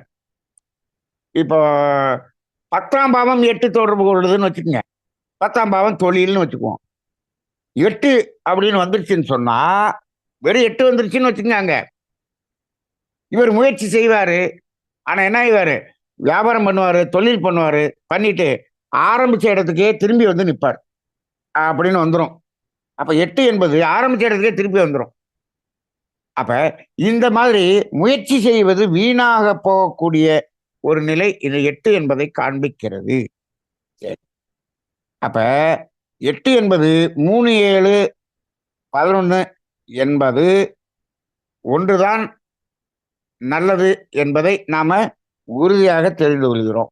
அதே போல 8ஆம் பாவம் என்பதில் ஒரு திரில் இருக்கும். அதான் ரிஸ்க்னு சொன்னோம். அதை திரில்ங்கிற வார்த்தையும் இதுல யூஸ் பண்ணலாம். அந்த மாதிரி இருக்கும். ஒரு திரிலோட இருக்கக்கூடியதாக இருக்கும். சரி, இப்ப முயற்சியில் வீணாகுதல்னு சொன்னோம் இல்லையா? அது இல்லாம இந்த 8ஆம் பாவம் அப்படிங்கிறது தான் இந்த லஞ்சம் வாங்குறாங்க. இப்ப எல்லாம் இந்த அரசியல்லாம் நிறைய ஊழல் இதெல்லாம் நடக்குது இல்லையா? இதெல்லாம் 8 தான். இந்த 8 அதிகமான இடத்துல வந்துச்சு அப்படின்னு சொன்னா, அது குறிப்பாக இப்ப 6ஆம் பாவம், 2ஆம் பாவம், லக்கினம், 9ஆம் பாவம் இந்த மாதிரி இடங்கள்ல எல்லாம் 8 வருதுன்னு வச்சுக்கோங்க. 8 வந்துச்சுன்னா இவங்க என்ன பண்ணுவாங்க? இந்த ஊழல் பண்றது, லஞ்சம் வாங்குறது இது எல்லாமே இருக்கும், இருக்கும். இதுக்குரிய தூண்டுதலை கொடுக்கும், கொடுக்கும் 8ஆம் பாவம். சரி, அதே போல இந்த இன்சூரன்ஸ் சொல்றோம் பாருங்க, அது முழுதும் 8ஆம் பாவம் தான். இன்சூரன்ஸ்ங்கிறது என்ன? திடீரென்று வரக்கூடிய பணம். எப்படி வரும் திடீர்னு? அந்த இன்சூரன்ஸ்ல கிளைம் பண்ணா பணம் வந்துடும். இப்போ ஒருத்தர் 50 லட்ச ரூபாய் பாலிசி போட்டு இறந்துட்டாருன்னா டக்குன்னு 50 லட்ச ரூபா வந்துடும். அப்ப அது எதிர்பாராமல் வரக்கூடிய பணம் தானே. அப்ப இந்த இன்சூரன்ஸ் அப்படிங்கிறது எல்லாமே ஏன்னா அது 8ஆம் பாவத்துல வருது. ஆனா எப்படி வருது? ஒரு நோய் நோய்க்கு கிளைம் பண்ணோம்னா அதில் பணம் வருது. ஒரு இறப்பு இறப்புக்கு கிளைம் பண்ணா பணம் வருது. ஒரு வண்டி போய் ஆக்சிடென்ட் ஆயிருது, உடனே அதுக்கு கிளைம் பண்ணா அதுல பணம் வருது. அப்ப இந்த ஒரு ஒரு துன்பம் என்று ஒன்று வந்து, அதற்கு திடீரென்று கிளைம் வருது பாருங்க. இது எல்லாமே 8ஆம் பாவத்தை சார்ந்ததாக இருக்கிறது. 8ஆம் பாவம் 2 நாள் ஆர்வத்து இருக்குன்னு வச்சுக்கங்க. அவருக்கு என்ன ஆகும்? அவர் பார்த்தீங்கன்னா, இந்த மாரி இன்சூரன்ஸ் துறையில அவரு வேலை பார்ப்பாரு. அந்த மாரியும் இருக்கும். அதையும் சொல்லலாம். சரி. இந்த அறுவை சிகிச்சை என்பதும் 8ஆம் பாவம். அதேபோல இந்த உயில் எழுதி வைப்பாங்க இல்லையா? இதெல்லாம் 8ஆம் பாவம். லக்கினம் 8 தொடர்பு வந்தா உயில் எழுதி வைக்கிறதெல்லாம் இருக்கும். மரணத்தின் கடைசி காலம் என்பது 8ஆம் பாவமாக இருக்கும். இந்த 8ஆம் பாவத்துக்கு இருக்கிறவங்க, இப்ப லக்கினம் 8ஆம் பாவம்னு வச்சுக்கங்க. அவங்களுக்கு இந்த முன் அறிவு என்பது இருக்காது. முன்கூட்டியே அ எதையும் அறிந்து கொள்றதுங்கிறது இருக்காது. முன்கூட்டியே அறிந்து கொள்ளக்கூடியது வந்து 9. 9 என்பது முன் அறிவுன்னு சொல்லுவாங்க. 5 என்பது பின்னறிவுன்னு சொல்லுவாங்க. பின்னாடி நடக்க போறத முன்னாடியே தெரிகிறது 5. ஆ முன்னறிவு என்பது ஆ முன்னாடியே, அதாவது இப்படி நடந்துரும் அப்படின்னு சொல்லி முன்னாடி சுதாரிக்கிறது. இதெல்லாம் 9ஆம் பாவம். இந்த 8ஆம் பாவம் சுத்தமா இந்த மாரியான அறிவே இருக்காது. போய் சிக்கிக்கிறது அப்படிங்கிற மாரியான ஒரு நிலையை குறிக்கக்கூடியதாக இருக்கிறது. சரி. அப்புறம் இந்த மாதிரி இந்த 8ஆம் பாவம் என்பது முழுக்க, முழுக்க, முழுக்க ஒரு துன்பத்தை கொடுக்கக்கூடிய பாவம் என்று நாம் உணர்ந்து கொள்கிறோம். சரி. இதுல ரொம்ப முக்கியமா அந்த 8ஆம் பாவம் எங்க வேலை செய்யும்? நம்ம என்ன சொல்லுவோம், ஒரு பொதுவா ஜாதகம் பார்க்கறதுனால 3 விஷயத்துக்கு தான் ஜாதகம் பார்க்க வருவாங்க. என்னது? ஒண்ணு நோய், துன்பம். இன்னொன்னு தொழிலு, வேலை, பிசினஸு. இன்னொன்னு கல்யாணம். இது 3க்கு தானே ஜாதகமே பார்க்க வராங்க. இந்த 3 ரீதியா இந்த 8ஆம் பாவம் இந்த 3ல எங்க ரொம்ப ரொம்ப அதிகமா வேலை செய்யுது? அப்படின்னு நம்ம ஒரு ஆய்வு செஞ்சு பார்த்தோம் அப்படின்னு சொன்னோம்னா, இது மருத்துவத்துல தான், மருத்துவ ஜோதிடத்தில் தான் இந்த 8ஆம் பாவத்தினுடைய பங்கு அதிகமாக இருக்கிறது. 6ஆம் பாவம் என்பது மருந்துகளால் குணப்படுத்தக்கூடிய நோய். அதாவது கிருமிகளால் நோய் வரும், சத்து குறைபாட்டினால் நோய் வரும் அப்படின்லாம் சொல்றோம் இல்லையா? இது எல்லாமே 6ஆம் பாவம். அதெல்லாம் என்ன ஆயிரும்னா, ஒரு ஆன்டிபயாட்டிக் குடுத்தா சரியாயிரும். ஒரு சத்து மாத்திரை குடுத்தா சரியாயிரும். அப்ப மருந்துகளால் குணப்படுத்தக்கூடியதாக இருக்கக்கூடியது 6ஆம் பாவம். ஆனால் 8ஆம் பாவம் என்பது மருந்துகள் கொடுத்து முடியாது. அது என்ன தீவிர சிகிச்சை அப்படின்னு போகக்கூடிய உறுப்பு மாற்றம், உறுப்புல ஆப்பரேஷன், விபத்து, உறுப்பின் அமைப்பில் மாற்றம் ஏற்பட்டு அதை சர்ஜரி பண்ணி மாத்துறது. அதுமல்லாமல ஒன்றுக்கு மேற்பட்ட நோய்கள் இப்பெல்லாம் மல்டி கம்பைன்டு டிசைஸ் அப்படின்னு சொல்றாங்க. ஒரு நோய் இருக்கிறது இல்ல. இப்போ ஒரு நாளைக்கு 12 மாத்திரை சாப்பிடுவாரு. இதுக்கு 2 மாத்திரை, அதுக்கு 2 மாத்திரை, அதுக்கு 2 மாத்திரை. அப்ப பார்த்தீங்கன்னா, அவர் அத்தனை டிசீஸும் வந்துரும். ஒன்றுக்கு மேற்பட்ட நோய்கள் அப்படின்னு சொல்லுவாங்க. அப்படி வர்றது முழுவதும் இந்த 8ஆம் பாவத்தை சேர்ந்ததாக இருக்கிறது. எதிர்மறையாக வேலை செய்தல் என்பதும் 8ஆம் பாவம் தான். எதிர்மறை உறுப்புகள் வந்து எதிர்மறையா வேலை செஞ்சுச்சுன்னா, அங்க கிரானிக் டிசீஸ் தானே! அப்ப அது 8ஆம் பாவமாக இருக்கிறது. அறுவை சிகிச்சை 8ஆம் பாவமாக இருக்கிறது. அப்ப இந்த 8ங்கிறது இந்த நோய் என்பதில் மிகவும் உடல் ரீதியாக துன்பத்தை கொடுக்கக்கூடியதாகவும் இருக்கிறது. வாழ்க்கை சிக்கல குடுக்கறதுலயும் இந்த 8ங்கிறது ரொம்ப, ரொம்ப, ரொம்ப, ரொம்ப அதிகமா இருக்கு. அப்ப இப்ப என்ன புரியுது? கர்ம வினை ரொம்ப அடர்த்தியாக இருக்கக்கூடியவர்களுக்கு இந்த 8 வரும். 8 கர்ம வினையை குறைக்கக்கூடிய ஒரு பாவம். அப்ப இது நல்லதுதான் நடக்குது என்று சொன்னாலும், இதை நாம் அனுபவித்துக் கொள்கிறோம் என்று சொன்னாலும், நமது குழந்தைகள், பேரக்குழந்தைகள் வாழ்க்கையில் 8 வராமல் பார்த்துக் கொள்ளக்கூடிய வாழ்க்கை நாம் வாழ்ந்தாக வேண்டும் என்பது உண்மை. அப்ப அதுக்காகத்தான் இத்தனை அறம், வேதாத்திரியம் இது எல்லாத்தையும் நம்ம எதுக்கு சொல்லிட்டு இருக்கோம்? இப்ப வேதாத்திரியத்துல உள்ளது உள்ளபடி உண்மையை சொன்னோம்னா யாரும் கூட்டம் வர்றதே இல்ல. இப்ப இதே இத வந்து நீங்க ஆன்மீக ரீதியாக அப்படி செஞ்சால் இது கிடைக்கும், அது கிடைக்கும், இது கிடைக்கும் அப்படின்னு சொன்னா கூட்டம் போகுது. நிச்சயமாக அப்படியெல்லாம் செய்து பெற்றுக்கொண்டு நல்லா நீங்க வாழ்ந்துருவீங்க. ஆனால் உங்களுடைய பேரஞ்சாதகத்தில் எல்லா பாவங்களிலும் 8 வரும். அன்னைக்கு 8 வர்ற அன்னைக்கு இந்த இதெல்லாம் உங்களுக்கு சொல்லி கொடுத்த அமைப்பு, அந்த ஆசிரமம், அதெல்லாம் என்ன கோடி கோடியா சம்பாரிச்சு அவர் போய் செட்டில் ஆயிடுவாரு. அவருடைய பேரனுக்கு அங்க 8 வருங்கிறது உண்மைதான். ஆனா என்ன ஆயிருது, அந்த அமைப்பை நடத்துறவருடைய பேரன் பேத்துக்கு 8 வரும். அந்த அமைப்புல போய் நீங்க அதை பெற்றுக்கொண்டு அதெல்லாத்தையும் வாழ்ந்துகிட்டு ஆடம்பரமா அவங்களுக்கே 8 வரும். ஆனா நாம என்ன சொல்றோம், இப்ப நம்ம தமிழானந்த யோகத்தை பொறுத்தளவுல இந்த நமது சந்ததிகளுக்கு 8, 12 வரக்கூடாது. அப்படி வாழ்க்கை வாழணும். அப்படின்னா என்ன பண்ணணும், இன்றைக்கு நாம வந்து அறத்தின்படி வாழணும். எதையும் பெறுதல் என்பதை விட விடுதல் என்பதுக்கு வரணும். அப்ப நாம் வாழக்கூடிய வாழ்க்கை ஒரு காலத்திற்கு பின் நமது சந்ததிக்காகத்தான் வாழ்கிறோம். நிறைய பேர் அப்படிதான் சொல்றாங்க, சந்ததிக்காகத்தான் வாழ்றோம். எப்படி கஷ்டப்பட்டு, எப்படி சந்ததிக்காக கஷ்டப்பட்டு பொருளீட்டி கொண்டு வாழ்கிறோம். இந்த பொருளீட்டி வாழ்ந்து விட்டால் அங்க ஜாதகத்துல 8 வந்துருதே. அப்ப 8க்குரிய விளைவுகள் எல்லாம் அங்க வந்து கொண்டு இருக்கிறதே, வருமே என்ற அந்த ஞானம் சமுதாயம் கொடுத்திருக்குதா? ஜோதிடர்கள் கொடுத்தாங்களா? ஜோதிடர்களே இப்ப இந்த 8ஆம் பாவத்தில் இருக்கிறதெல்லாம் பேசுறாங்களே தவிர, 8ஆம் பாவத்தை வந்துருச்சுன்னு சொன்னோம்னா அவங்களுக்கு ரொம்ப சந்தோஷமா இருக்கு. ஏன்? அவங்கள்ட்ட என்ன பண்ணிடலாம், அவங்கள்ட்ட பரிகாரம் சொல்லி 20,000, 50,000, 1,00,000 வாங்கிக்கலாம். இப்படி ஜோதிடர்களாகத்தான் இருக்கிறார்களே தவிர, இதை வந்து எப்படி நம்ம வந்து எதுக்காக இது நம்ம வராம பார்த்துக்கணும் அப்படிங்கிற அறிவை சொல்லக்கூடியவர்களாக இல்லை.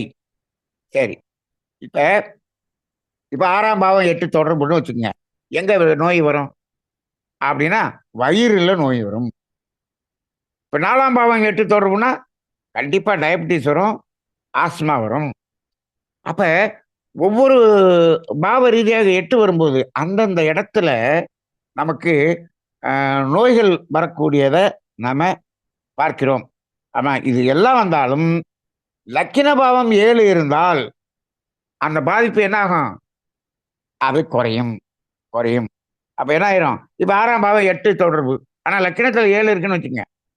அப்ப அது என்ன பண்ணும், இது வயிறுல பிரச்சனை நோயாக வருவதற்கு பதிலாக அது ஒரு கடனா வந்துடும். இப்ப 6ஆம் பாவத்துல கடனும் இருக்குது, நோயும் இருக்குது. இப்ப 6ஆம் பாவ ரீதியாக 6ஆம் பாவம் 8 தொடர்பு இருக்குது. 6ஆம் பாவம் 8 தொடர்புல வயிறுல ஒரு பெரிய கிரானிக் டிசீஸ் வரணும்னு இருக்குன்னு வச்சுக்கோங்க. அது வரணுமா, இல்ல கடன் வாங்கி வட்டி எட்டி கஷ்டப்பட்டுக்கிட்டு இருக்கிறது, இந்த ரெண்டுல எது வேணும் அப்படின்னு கேட்டா, இந்த நோயை விட இந்த கடன்ல என்ன பண்றது, வட்டி கட்டுறது சிரமம், அது பரவாயில்ல. அப்ப லக்கினத்துல 7 இருந்துச்சுன்னு வச்சுக்கோங்க, இந்த மாதிரி நோயாக இருக்கிறதே அந்த மாதிரி மாத்தி விடும், மாத்தி விடும். அப்ப ஏதாவது ஒரு வகையில் நாம அதை அனுபவிச்சு தான் தீரணும். எப்படி 6ஆம் பாவ ரீதியாக 6ஆம் பாவத்துல என்னென்ன இருக்கோ அதுல லக்கினம் 7 இருக்கும்போது அதை கொஞ்சம் ரொம்ப சிரமம் இல்லாம அதை மாற்றி விடும் என்பதை நாம தெரிந்து கொள்ளலாம். அப்ப நோய் ஆரம்பம்ங்கிறது 6ஆம் பாவம், நோய் பல மடங்காக பெருகுதல் என்பது 8ஆம் பாவமாக இருக்கிறது. இதற்கு தீர்வு ஒரே ஒரு தீர்வு தான், லக்கினம் 3, 7, 11 தொடர்பு இருக்க வேண்டும். அதே போல 8ஆம் பாவமும் 3, 7, 11 தொடர்பு இருக்க வேண்டும் அப்படின்னு. அப்ப இந்த ரெண்டும் 3, 7, 11 தொடர்பு இருக்க வேண்டும் என்று சொன்னால் அந்த அறம் சார்ந்த வாழ்க்கை வாழ வேண்டும். சரி, இப்ப 8ஆம் பாவத்துல இந்த மரணத்தின் போராட்டம் என்று ஒரு இடம் சொல்லுவாங்க. இப்போ இந்த 8ஆம் பாவம் ஆயுள் ஸ்தானம்னு சொல்லுவாங்க. இப்போ மரணத்தில் போராட்டம் என்று ஒரு வார்த்தை இருக்கு. இப்ப பாருங்க, 8ஆம் பாவம் ஆயுள் ஸ்தானம். இப்ப இந்த 8ஆம் பாவம் வந்து 3, 7, 11 தொடர்பு வந்துருச்சுன்னு வச்சுங்க, உடனே அது ஆயுள வந்து கூட்டி வந்துடும் அப்படின்னு அப்படி பார்க்க முடியாது. அதுக்கு வந்து நம்ம லக்கணத்தை எல்லாம் பார்க்கணும். இங்க 8ஆம் பாவம் 3, 7, 11 வந்துச்சுன்னா எந்த வயதில் மரணம் இருந்தாலும் அந்த மரணம் போராட்டமாக இருக்காது, சுமூகமான மரணமாக இருக்கும். சில பேர் பாருங்க, அப்படியே படுத்தாங்க, அப்படி சுமூகமா இறந்துட்டாங்க. அது இறக்கும்போது வேதனைப்பட்டு இறக்கக்கூடியது அப்படிங்கிறது இந்த 8ஆம் பாவத்திலே 8, 12 வரும். 8ஆம் பாவம் 3, 7, 11 இருந்துச்சுன்னா மரணம் என்பது மிகவும் சுமூகமான மரணமாக நடக்கக்கூடியதாக இருக்கிறது என்பதை தெரிந்து கொள்கிறோம்.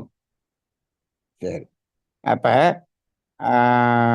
இந்த மாதிரி ஆயுளை நிர்ணயம் பண்றதுங்கிறது வந்து லக்கினத்துல இருக்கணும். இங்க 8ஆம் பாவம் என்பது அந்த வேதனைப்பட்டு மரணம் வருகிறதா, வேதனை இல்லாமல் மரணம் வருகிறதா என்பதை காட்டக்கூடியதாக இருக்கிறது. சரி.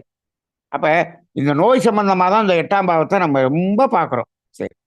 அதே போல தொழில் அப்படின்னு சொல்லணும்னா, தொழிலுக்கு 8ஆம் பாவம் என்ன? 8ஆம் பாவத்துல 2, 4, 6, 10 இருந்துச்சுன்னு சொன்னா ரிஸ்க் இருக்கும். அதே சமயத்துல அவருக்கு பொருளாதாரத்துல வளர்ச்சியும் இருக்கும் அப்படிங்கிறது ஒண்ணு.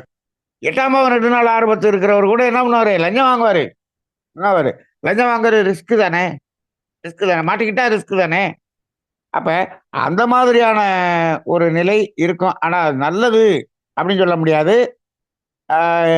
எப்படினாலும் சம்பாதிப்பாங்க. கலப்படம் பண்ணி சம்பாதிக்கிறாங்க. 8ஆம் பாவம் 2, 4, 6, 10 இருக்கும்.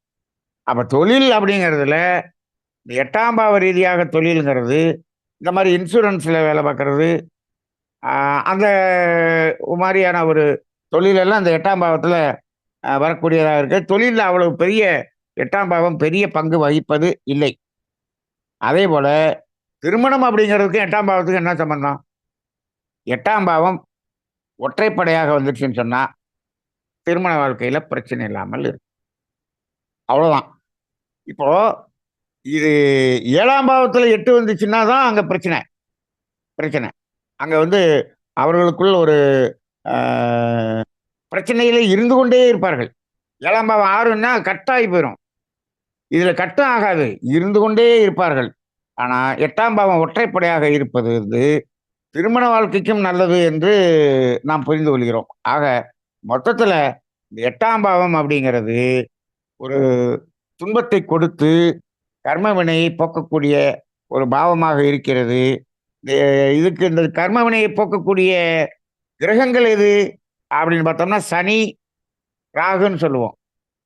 இந்த 8ஆம் பாவத்துக்கு உப அதிபதியாக இந்த சனியே வந்துச்சுன்னு வச்சுக்கோங்க.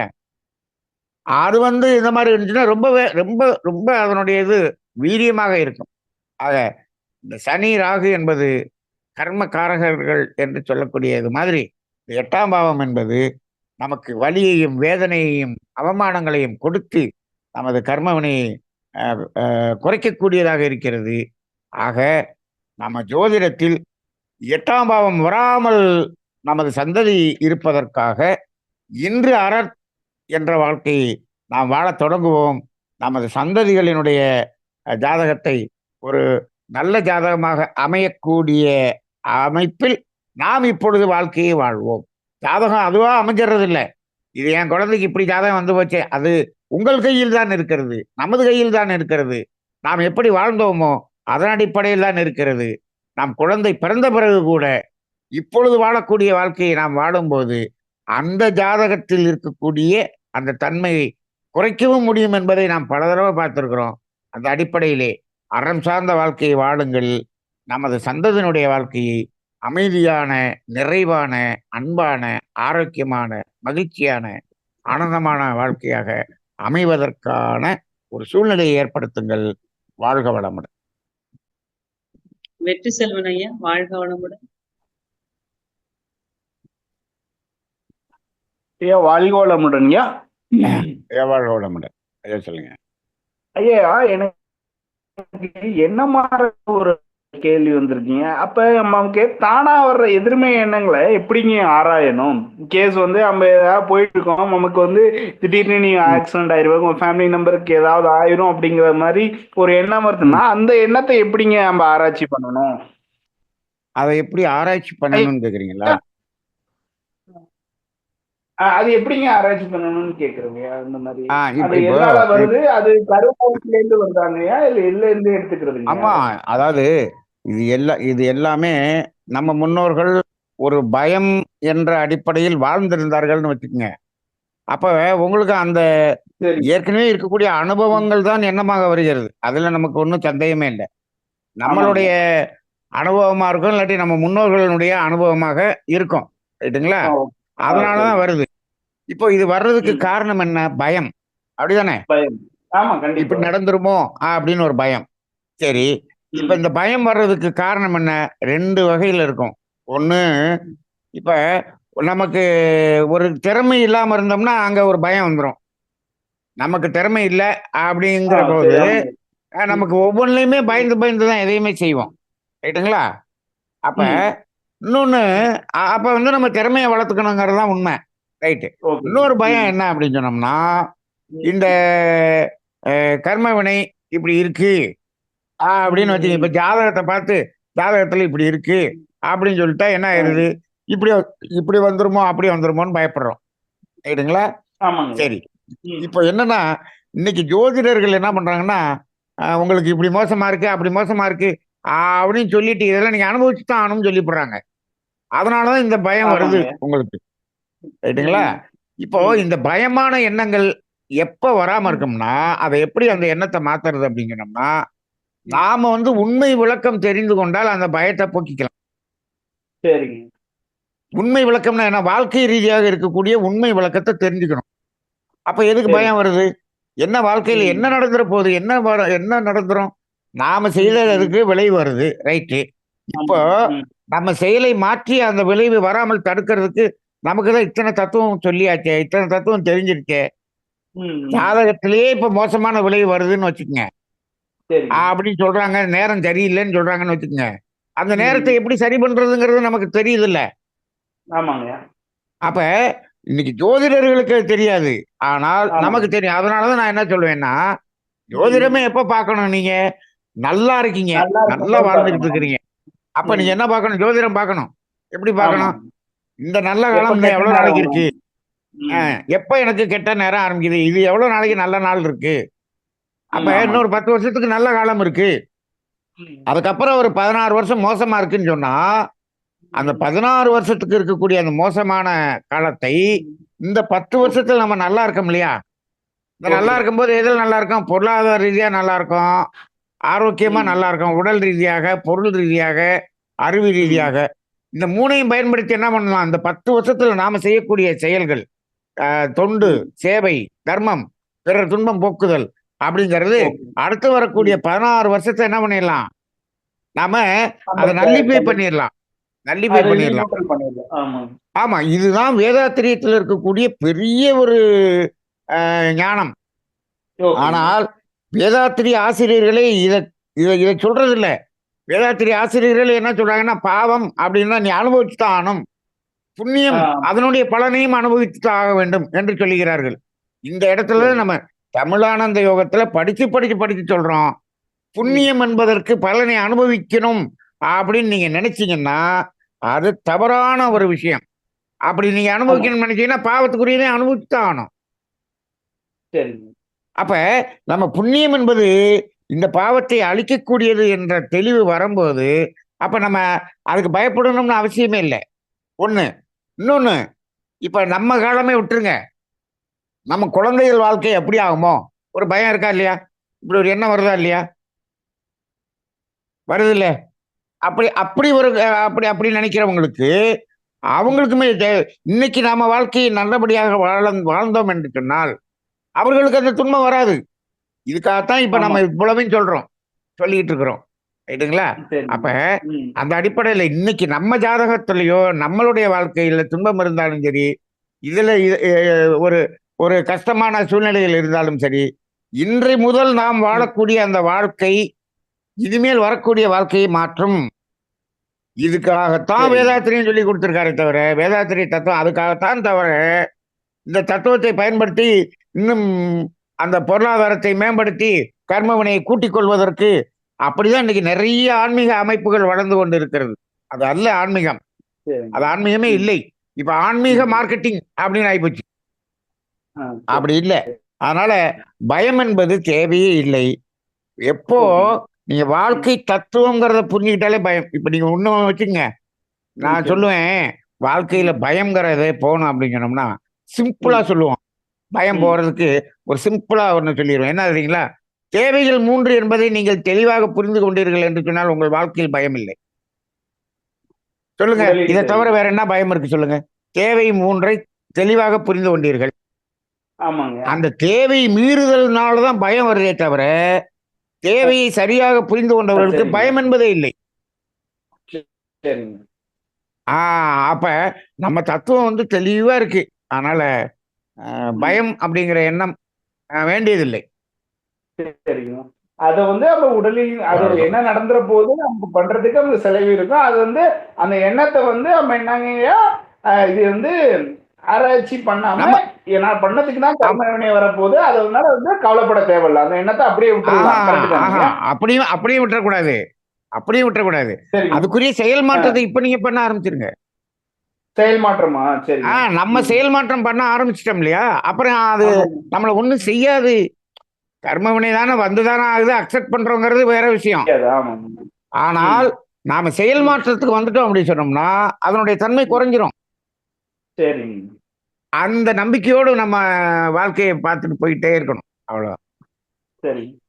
வாழ்க வளமுடன். ஐயா இன்னொரு கேள்விங்கய்யா. ஆல்ரெடி வந்து உங்க அம்மா யாரோ ஒருத்தவங்க வந்து உங்கள்ட்ட கேட்டதா நீங்க சொன்னீங்கய்யா. நான் ம். இருக்கும்போது என்னோட கர்ம வினை வந்து என் குழந்தைக்கு ஏன் போகுது? ஏதாவது துன்பம் வந்தா நான் இருக்கும்போது எனக்கே தானே வரணும் அப்டின்னீங்க. அது நீங்க வந்து ஆ. ஆராய்ச்சி பண்ணிட்டு நான் சொல்றேன் அப்டின்னீங்க. அதுக்கான இது பதில் ஆ ஏதாவது இல்லங்க. தெரிஞ்சுக்கலாமா? Right, right. அதாவது நான் இருக்கும்போது எனக்கு தானே வரணும்.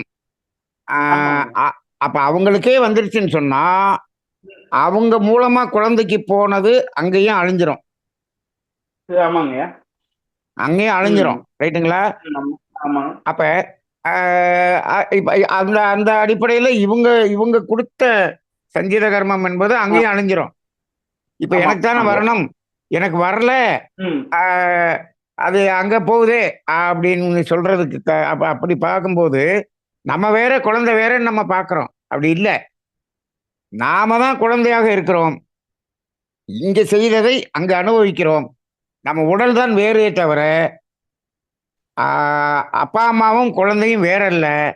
அப்பா, அம்மா ஆமாங்க. தான் குழந்தையாக இருக்கிறார்கள். அப்ப ஓகேங்க. இங்க ம். போட்டு வச்சத அங்க போய் எடுத்துக்கிறோம். அவ்வளவுதான். சரிங்க. ஓகே. ஆனால் இப்ப இன்னைக்கு பாம்பேல ம். இருக்கக்கூடிய ஸ்டேட் பேங்க்ல பணத்த போட்டுட்டு, மதுரையில இருக்கக்கூடிய ஸ்டேட் பேங்க்ல பணத்த எடுத்துக்கிறோமா? ஆமாங்க. அந்த பேங்க்ல போட்டு இங்க எப்படி வந்து எடுக்கிறது? அதுவும் இதுவும் வேற இல்ல. 2 எதுல? நீங்க அதனுடைய ஒண்ணுதான். ஆமாங்க. இன்டர்நெட் லிங்க்ல வந்து 2ம் ஒண்ணு ம். தான். அதே மாரி தான் ஆமாங்க. தாய் தந்தையரும், குழந்தைகளும். அதனால இங்க ஓகே. இருக்கிறத அங்க போய் எடுத்துக்கிறோம். அதனால ஆ. எனக்கே வரணும் அப்படின்னு இல்ல. ஆனா நம்ம என்ன பண்ணலாம்னா, நாம அழிக்கணும்னு நெனைச்சா அழிச்சிடலாம். சரிங்க. நம்ம அழிக்கணும்னு நெனைச்சா அழிச்சிடலாம். அது எனக்கே வரணும்னு அவங்க கேள்வி கேட்டாங்க. ஏன் வரணும்னு நெனைக்கிறீங்க? ஆ. நீங்க வராம அழிச்சிருங்களேன். சரிங்க ப்ரோ. அவ்வளவுதானே. அது ஆமாங்க. எனக்கே வரணும்னு இல்ல. அது ஏன் வராம நிக்குது அப்படின்னு சொன்னா, ம். நீங்க ம். அதை நல்ல செயல் செய்து அழித்து விடுவீர்கள் என்று இறைவனுக்கு உங்கள் மீது நம்பிக்கை வந்திருக்கிறதுனால, அது ம். வராமல் நிற்கிறது. ஓகேங்க. அவ்வளவுதான். அப்ப நீங்க ம். அழிச்சிருங்க. அது எனக்கே ம். வரட்டும். என் குழந்தைகளுக்கு வேண்டாம். அப்படின்னு ஏன் ம். குழந்தைகளுக்கு வேண்டாம்னு இல்ல. நீங்களே அழிச்சிட்டீங்கன்னா குழந்தைகளுக்கும் அழிஞ்சு போகுது. ஆமாங்க. ம். ஆ அப்ப அப்ப இறைவன் வந்து நம்ம மேல ஒரு நம்பிக்கை வச்சிருக்கான். நாம வந்து நல்ல செயல் செஞ்சு அத அழிச்சிருவோம்னு ஒரு நம்பிக்கை வச்சிருக்கான். அதனால நம்ம சரிங்க. வந்து அத அப்படியே இருக்குதுங்கிறது புரியும். நமக்கு இன்னைக்கு ஒரு கர்ம வினைக்கு விளைவு வரவில்லை, பெண்டிங்ல இருக்கு ம். அப்படின்னு சொன்னாலே, இறைவன் ம். நாம் அதை மாற்றி விடுவோம் என்று நாம் மீது வச்சிருக்கக்கூடிய நம்பிக்கை. சரிங்க. அப்ப அதுக்குரிய வேலைய நம்ம செய்யணும். அவ்வளவுதான். வாழ்க வளமுடன். சரிங்க. வாழ்க. நன்றிங்க ஐயா. ரொம்ப சிறப்பான பதில். வாழ்க வளமுடன். நண்பர்களே, இந்த நேரடி வகுப்புக்கு நீங்க பதிவு செய்ய வேண்டிய உங்களுடைய பெயரை பதிவு செய்ய வேண்டியது அனார்கலி அம்மாவோட நம்பர் சேட் பாக்ஸ்ல போட்டிருக்காங்க. 9840017913 இந்த நம்பரை தொடர்பு கொண்டு உங்களுடைய நீங்க எத்தனை பேர் வர்றீங்கிறத அவங்க கிட்ட தெரியப்படுத்தலாம். வாழ்க வளமுடன். அடுத்ததாக விவோ, நீங்க அன்மியூட் பண்ணிட்டு பேசலாம். விவோ வாழ்க பேசலாமா? வளமுடன். வாழ்க வளமுடன். மைக் ஓப்பன் ஆயிருக்கு, பேசுங்க. வாழ்க வளமுடன். வணக்கம் வளமுடன் ஐயா. வாழ்க வளமுடன். சொல்லுங்க. நான் கூடுவாஞ்சேரியிலேருந்து சுப்பிரமணியன் பேசுகிறேங்க. சொல்லுங்க. அதாவது இந்த இந்த நீங்கள் இப்போ சொன்னீங்க இல்லையா, அந்த லக்னத்தில் வந்து 3, 7, 11 இருந்தால் பெற்றோர்கள் வந்து ஓரளவாவது புண்ணியம் செஞ்சுருப்பாருன்னு சொல்லியிருக்கீங்க இல்லையா. பிராரப்த கர்மமாக இருக்கும்னு நான் அதை அதை நான் ஆய்வு பண்றேன். ஆ சரி சரிங்கய்யா. ம், ம், இப்போ ம். இதுல வந்து ஒருத்தருக்கு 1, 3, 9, 11 லக்னத்தில் 1, 3, 9, 1, 11 தொடர்பு வருது. சரி. மற்றதுல வந்து ஏதாவது 3 அதாவது 2 8ல் வந்து 2, 11 தொடர்பு வந்துடுது அவங்களுக்கு. ம். 3, 12 அடுத்தது வந்து 9ல் வந்து 4, 6, 8, 10, 12 வந்துடுது. சரி. அப்போ அவங்களுக்கு வந்து அந்த அதாவது மற்ற நீங்க எந்த பாவத்துல 8 இருந்தாலும் ஆ, 12 இருந்தாலும் லக்னத்தில் அங்கு 7ம் 11ம் இருந்தால் ம், இதனுடைய அந்த பாதிப்புகள் நிச்சயமாக குறையும். ம், சரி சரி. அது எங்க இருந்தாலும் எந்த பாவத்துல இருந்தாலும் குறையும். அதனாலதான் நம்ம இப்போ லக்கினம்ங்கிறோம். ம், அதனாலதான் நான் இதை எப்படி எடுக்கிறேன்னா, ம். பிராரப்த கர்மம் அதாவது சஞ்சித கர்மங்கிறது முன்னாடி இருந்து வந்தது. சரி இப்ப சரி நம்ம சரி. பெற்றோர்கள் வந்து பிராரப்த கர்மம் செஞ்சு லக்கினத்துல ம். வைக்கும்போது அதை குறைக்கிறாங்கங்கிற மாதிரி நான் அதை ஒரு ஆய்வுகள் எடுக்கிறேன் நான். இதுல வந்து இப்போ உங்க லக்னத்துல 1, 3, 9, 11 வந்தாலும் பரவாயில்லையா அது? ஆமா. 3, 7, 11 1, 3, 7, 11 லக்கினத்துல வர்றது ரொம்ப நல்லது. எந்த சரி. பாவத்துல 8, 12 வந்தாலும் அதுக்கு ஒரு அதனுடைய வீரியத்தை குறைச்சிரும் இல்லையா? ஆ சரி சரி. அதோட 8ஆம் பாவத்திலையும் 1, 3, 7, 11 வந்துச்சுன்னா ரொம்ப சிறப்பு. ம். சிறப்பு. அதுல இன்னும் இன்னொன்னு 2 என்னன்னா பாவம் சொல்லுங்கய்யா. இன்னொன்னு என்னன்னா எந்த பாவத்திலும் 8, 12 வராம இருக்கிற ஜாதகம் தாங்க பெஸ்ட். சரி சரி. அப்படி இருக்கணும்னா அவங்க வந்து 6ஆம் பாவமாக வாழ்ந்திருக்க கூடாது. ஒரு சரி சரி. அறத்தின் அடிப்படையில் ஒருத்தர் வாழ்ந்தாருன்னு சொன்னா அவங்க குழந்தைகளுக்கு இந்த 8, 12ங்கிறதே வராதுங்கய்யா. சரி சரி. அது நிறைய ஜாதகம் நான் பார்த்துருக்கேன். 8, 12 இல்லாத ஜாதகங்கள் நிறைய பார்த்துருக்கேன். ம். சரி சரி. இருக்கு. அந்த மாரியும் இருக்கு. ம். அது இப்போ நம்ம வாழ்ந்த வாழ்க்கையை பொறுத்தாங்க இருக்கு. இப்போ 3, 9, 11 1, 3, 9, 11 லக்னத்துல வந்தா பரவாயில்லங்க பெற்றோர்கள் சோறு. ரொம்ப நல்லது, ரொம்ப நல்லது. அவங்க வாழ்க்கை வந்து என்ன ஆ, சிக்கல் வந்தாலும் அந்த சிக்கலுக்கு தீர்வு வந்து அமைதியாயிருவாங்க. ஆ சரி. அவங்களுக்கு 7ஆம் பாவத்துலயும் வந்து 1, 7 தான் வருது அவங்களுக்கு. ஆ அதெல்லாம் அதெல்லாம் அதெல்லாம் நல்ல நல்ல தொடர்பு. அதான். இது மட்டும் அவங்க தான் அந்த திருமண வாழ்க்கை சுமூகமா இருக்கும். சுமூகமா ஆ, இருக்கும். ஆ அரேஞ்சுடு மேரேஜ் அதெல்லாம் நல்லபடியா போகும். ஆ சரி சரி சரி. ஏன்னா அவங்களுக்கு வந்து அந்த அதாவது நான் சொல்றது இந்த 3, 12 ஆ அடுத்தது இந்த ஆ 9ல தான் நீங்க நீங்க சொல்றீங்க பார்த்தீங்களா, அந்த ரீதியாகத்தான் இப்ப 12ஆம் பாவத்துல 8, 12 வருது. ஆ, அவரு ஆ, வெளிநாட்டுல வேலைக்கு போறேன், வெளிநாட்டுல படிக்க போறேன்னு சொன்னாருன்னா, அங்க போய் சிக்கிக்குவாரு. எங்கேயாவது சிக்கல்ல வந்துருவாரு. ஆ, அப்ப சரி. அந்த ரீதியாக நமக்கு கொஞ்சம் பிரச்சனை இருக்கும். அவ்வளவுதான். கொஞ்சம் ஆ, இப்ப 3ஆம் பாவம்னா 3ஆம் பாவ ரீதியா அவருக்கு பார்த்தீங்கன்னா, அப்படி இருக்கும்போது அவங்க அண்ணன், தம்பி, அக்கா, தங்கச்சினால ஏதாவது பேசினா பிரச்சனை வரும். ஆ சரி சரி சரி. அந்த மாரி அந்தந்த பாவ ரீதியாக இருக்கக்கூடிய பிரச்சனை வரும். ஆ, லக்கினத்துல இது இருக்கும்போது, அதனுடைய பிரச்சனைகளினுடைய தன்மை குறைஞ்சிரும். சரி சரி. அவ்வளவுதான். அப்படிதாங்க 9ஆம் பார்க்கணும். பாவம் 9ஆம் பாவங்கிறது அப்ப இவங்க 9ஆம் பெற்றோர்கள் பாவம் தந்தை. 9ஆம் பாவத்துல இப்ப 6, 8, 12 வந்துச்சுன்னா, அவங்க அப்பாவுக்கும் பையனுக்கும் ஆகவே ஆகாது. ஓ சரி சரி. அந்த மாரி இருக்கும். அப்போ அந்த லக்னத்துல இது வர்றதால அது குறைஞ்சு போயிரும். அவ்வளோதான் சரியா இருக்கும். லக்கினத்துல இருக்கறனால அதாவது பிரச்சனை வரும். பிரச்சனை வந்து என்ன ஆயிரும் கொஞ்சம் ராசி ஆயிக்குவாங்க. ஆ சரி. லக்கினத்திலயும் அது இருந்துச்சுன்னு சொன்னோம்னா 2 பேரும் எ மூஞ்சியிலேயே முழிக்காத அளவுக்கு போயிருவாங்க. அப்படி ஆ ஆயிரும். சரி சரி அந்த சரி. மாரி இருக்கும். வாழ்க சரி. வளமுடன். வாழ்க வளமுடன் ஐயா. வாழ்க வளமுடன். நன்றிங்க ஐயா. வாழ்க வளமுடன். ஐயா நீங்க இப்ப சொன்னீங்க இல்லையா? அது 9ஆம் பாவம். அது 8ஆம் பாவத்துல 9 வரக்கூடாது அப்படிங்களா? ஆஹாஹா. 9ஆம் பாவத்துல 9ஆம் 8, பாவத்துல 12 ஓ! 9ஆம் பாவத்துல 8, 12 வருதுன்னு வச்சுக்கங்க.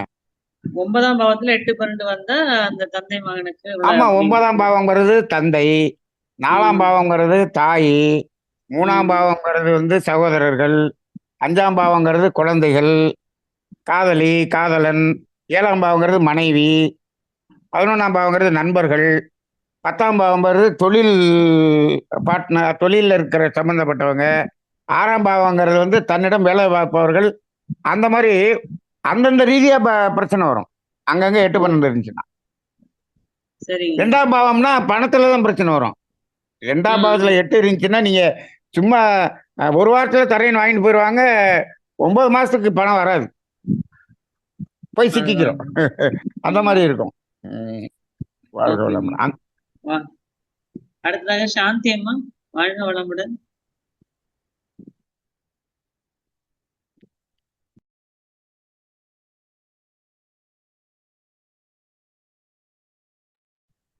சாந்தி அம்மா ஆ அன்மியூட் வாழ்க கொடுத்துருக்கேன். வாழ்வனம் ஐயா. ஐயா, நான் இப்ப சொல்றேங்களே ஐயா, நம்மளுடைய செயல் விளைவுனாலதான் பாவங்கள் இருந்தாலும் அது அது வந்து ம், ரொம்ப தீவிரமா இருக்காது, சரியாயிரும் அப்படின்றீங்க. நம்ம ம், வந்து இப்ப இரண்டொழுக்க பண்பாடு தான் ஐயா சொல்லியிருக்காங்க. மகரிஷி சொன்ன இரண்டொழுக்க ம், பண்பாடு மூலமா தான் இப்ப மனவளக்கலை வரவுமே நம்ம வாழ ம், ஆரம்பிச்சிருக்கோம், முயற்சி பண்றோம். அதே ம், சமயத்துல நம்மள வந்து குடும்ப ம், ரீதியாவோ இல்லைன்னா உறவுகள் மூலமாவோ ஒரு ம், ஒரு அதாவது என்ன சொல்றது, தீண்டுதலோ இல்லைன்னா ஒரு ஒரு வார்த்தை ம், சுடுற மாதிரி வார்த்தை வர்றப்ப அத வந்து ம், நம்ம ஒரு மாதிரி மன அழுத்தமாவும் கவலையாவும் இருக்கு. இந்த மன அழுத்த கவலை வந்து அந்த நமக்கு பாதிப்பு சொன்னாங்களே, அதாவது ஒரு வார்த்தை சொல்லி நான் இப்ப என் பையனோ மருமகளோ அந்த மாதிரி கூட வச்சுக்கலாம்னு வச்சுக்கோங்களேன்.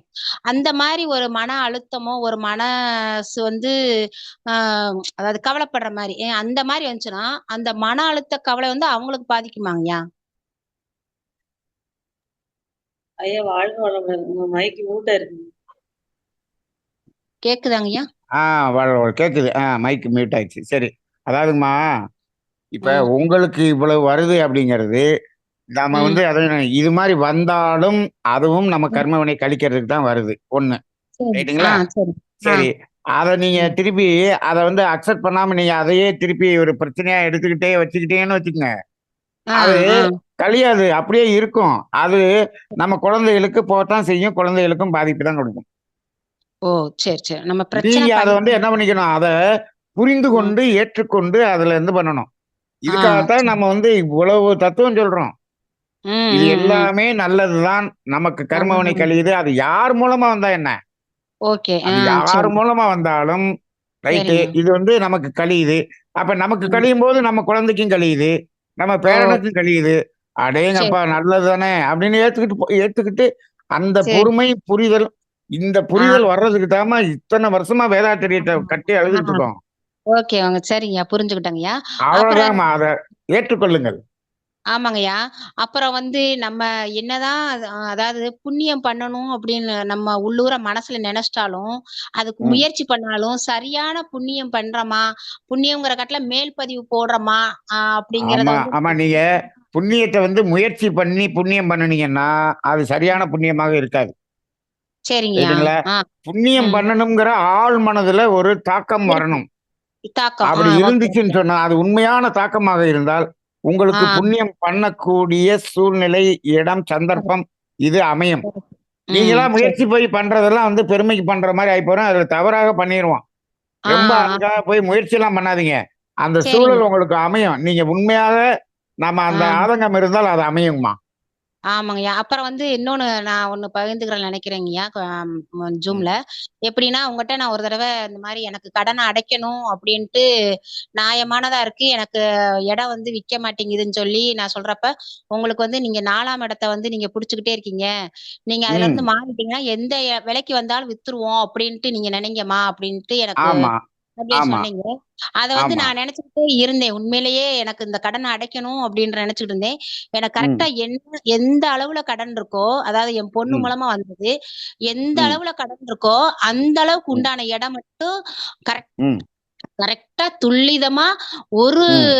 ரூபா கூட எக்ஸ்ட்ராவும் இல்லாம, ரூ. 1 கூட கம்மியா இல்லாம, எனக்கு அந்த ம். ரேட்டுக்கு வித்துச்சுங்கய்யா ஒரு இடம். எனக்கு அதுல அவ்வளோதான். ரொம்ப ஆச்சரியமா இருந்துச்சு. சரி அப்ப மனசுல ம், நம்ம உண்மையிலேயே அடைக்கணும்னு நெனைக்கிறோம். உண்மையிலேயே அடைக்கணும். ம், எனக்கு வழி இல்லையே அப்படிங்கிறப்ப நான் கேட்டேன் உங்கட்ட. இறைவன் வந்து ம். அடைக்க மாட்டாருமா? அப்படின்னு. எனக்கு அந்த சூழ்நிலை வேணும் அப்படின்ற மாரி நானு நெனச்சுக்கிட்டேன். இப்ப எனக்கு நம்ம நம்ம என்ன சொல்லியிருக்கோம்? கடனை அடைக்கும் பாவம் எந்த பாவம் சொல்லியிருக்கோம்? 2ஆம் பாவமாங்கய்யா? இல்ல. 5ஆம் ஆ பாவம். 5ஆம் 6ஆம் பாவம். பாவம் கடன் வாங்குறது. 5ஆம் பாவம் கடன் வாங்குறது. அடைக்கிறது. ஆமா. ரைட்டுங்களா? ஆமா, ஆமா. அப்ப பணம் குடு 1ஆம் பாவம் உயிரு, 3ஆம் பாவம் மனசு, 5ஆம் ஆ, பாவம் ஆ அந்த அந்த மனதிலிருந்து அடுத்து தியானம், இயற்கை சார்ந்து. அப்ப ஆ, ஒரு ஆ, தியானத்துல வந்து நீங்க நினைக்க, அந்த ஆ. 5ஆம் பாவம் கடன அடைக்கும். அதுக்குரிய சூழ்நிலை வந்துரும். ஆ, ஆ, ஆ, ஆ. அதே அவ்வளவுதான். மாரி அதே மாரி நம்ம நல்ல செயல் செய்யறதுக்குமே, நல்ல ஒரு செயலுக்கு வாழ்த்துறதுக்குமே நம்ம தியானத்து மூலமா நம்ம வாழ்த்துனாலும், அது உண்மையிலேயே உணர்வுபூர்வமா அது அது செய்யறப்ப அது 5ஆம் பாவ ரீதியாக வேலை செய்யுதுங்கம்மா. அவ்வளவுதாங்கம்மா. ஆ அப்படிதான் வேலை செய்யுது. ரைட்டுங்களா? ஆனா, சரிங்க. இத என்ன பண்ணிடுறாங்கன்னா, இந்த 5ஆம் பாவம் இப்படியெல்லாம் வேலை செய்யுதே. அப்ப இப்ப ம், கடன் அது அது தியானத்து மூலமா கடன் அடைஞ்சிருச்சே. உடனே ம். தியானம் பண்ணி ஒரு கார் வாங்கணும்னு வாங்கிடலாம் அப்படின்னு வாங்கினோம்னா அங்க என்ன ஆயிரும், அது ஆரம்பமா மாறிடும். மாறிரும். நியாயமானது ஆஹ் நமக்கு என்ன தேவையோ அத. ம். துன்பத்தை நீக்குவதற்கு பயன்படுத்தலாமே தவிர சரி, சரி, துன்பத்தை சரி, சரி. பெருக்குவதற்கு இதை பயன்படுத்தக்கூடியதாக இன்னைக்கு நிறைய பேர் போய்கிட்டு இருக்காங்க. அதுதான் தவறு.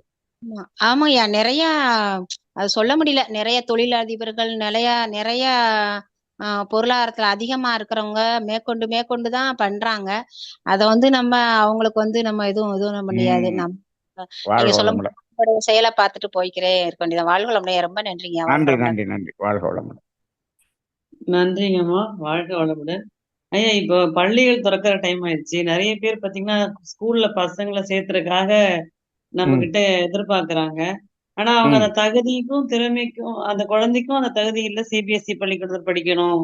எனக்கு ம், 20,000 செலவாகும். அப்படிங்கிற ம். மாரியே நம்மகிட்ட வந்து சொல்றாங்க. ஆனா, அத குடுக்கறதுக்கும் மனசு ஏன்னா அவங்க அதாவது வீட்ல அத ஆ அதாவது இவங்க எ என்னன்னா எல்லா பேருக்கும் இப்ப வந்து ஒரு ஆசை. இப்ப மெட்ரிகுலேஷன்ல படிச்சா என்னமோ கேவலமா நெனைக்கிறாங்க. அப்ப அதுதாங்கய்யா கவர்மெண்ட் அதுக்கு ஸ்கூல் தகுந்த மாரி உங்க உழைப்ப வச்சு நீங்க சம்பாரிச்சுப்பாங்க. இதுக்கு ஏங்க இங்க எதிர்பார்க்குறீங்க? அதுலயும் அவங்க வீட்ல இருக்கிற ஆண்கள் வந்து உழைக்கிற சம்பாத்தியத்த அப்படியே அவங்க குடிமகன்களா ம். மாத்தி வீட்டுக்கு ஆ குடுக்கறது இல்ல போல. ஆனா இவங்க அப்படி அதுவும் இருக்கும்போது தப்பு தானே. நீங்க ஒண்ணே ஒண்ணு வச்சுக்கங்க. அதாவது ம். ஆரம்ப கல்விக்கு மட்டும் தான் நீங்கள் உதவி செய்வது புண்ணியம். சரிங்கய்யா. ஆரம்ப கல்வி. ஆரம்ப கல்வின்னா ம். என்னன்னா, நீங்க 10ஆம் கிளாஸ் வரைக்கும் தான் அடிப்படை கல்வி. அடிப்படை கல்வி. இப்ப +1, +2 போயிட்டீங்கனாலே நீங்க செலக்ட் பண்ணிடுறீங்க. என்ஜினியரிங்கா, ம், ஆடிட்டரா, ம். மெடிக்கலா அப்படின்னு அங்க அது செலக்ஷன் போயிடுறீங்க. அப்ப ஆமாங்க. 10ஆம் வகுப்பு வரைக்கும் அடிப்படையாக எல்லா கல்வியையும் கற்றுக்கொள்ள வேண்டிய ஒரு அடிப்படை கல்வி. அது வரைக்கும் தான் ம். நீங்க ஹெல்ப் பண்ணணும். அதுக்கு அப்புறம் வந்து சரிங்க. எனக்கு +2ல அந்த காலேஜ் கிடைச்சிருச்சு, அந்த ஸ்கூல் கிடைச்சிருச்சு. காலேஜ்ல இந்த காலேஜ் கிடைச்சிருச்சு. எனக்கு பணம் கட்டுறதுக்கு வசதி இல்ல. உனக்கு என்ன வசதி இருக்கோ அந்த காலேஜ்ல போய் படி. பட் இந்த பள்ளிக்கூடத்துல சேர்த்துறதுக்கு நம்ம குடுக்கலாம் இல்லீங்களா? நீங்க இந்த 10ஆம் கிளாஸ் அடுத்தது வரைக்கும் தான் உதவி பண்ணணுமே தவிர, அடிப்படை கல்விக்கு ஓகே. உதவி பண்ணா தான் உதவி. அதுக்கு மேல ஓகே, ஓகே. இருந்தீங்கன்னா, அவங்களுக்கு அது உதவியே கிடையாது. சரிங்கய்யா. புரிஞ்சுதுங்கய்யா. ஓகே. வாழ்க வளமுடன். நன்றிங்க. வாழ்க வளமுடன். வாழ்க வளமுடன். அன்பர்களே, இவ்வளவு நேரம் அன்பர்களின் கேள்விகளுக்கு மிக சிறப்பாகவும், தெளிவாகவும் பதிலளித்த ஞானாசிரியர் நன்மணி ஐயா அவர்களை மீண்டும் ஒருமுறை வாழ்த்தி விடுவோம்.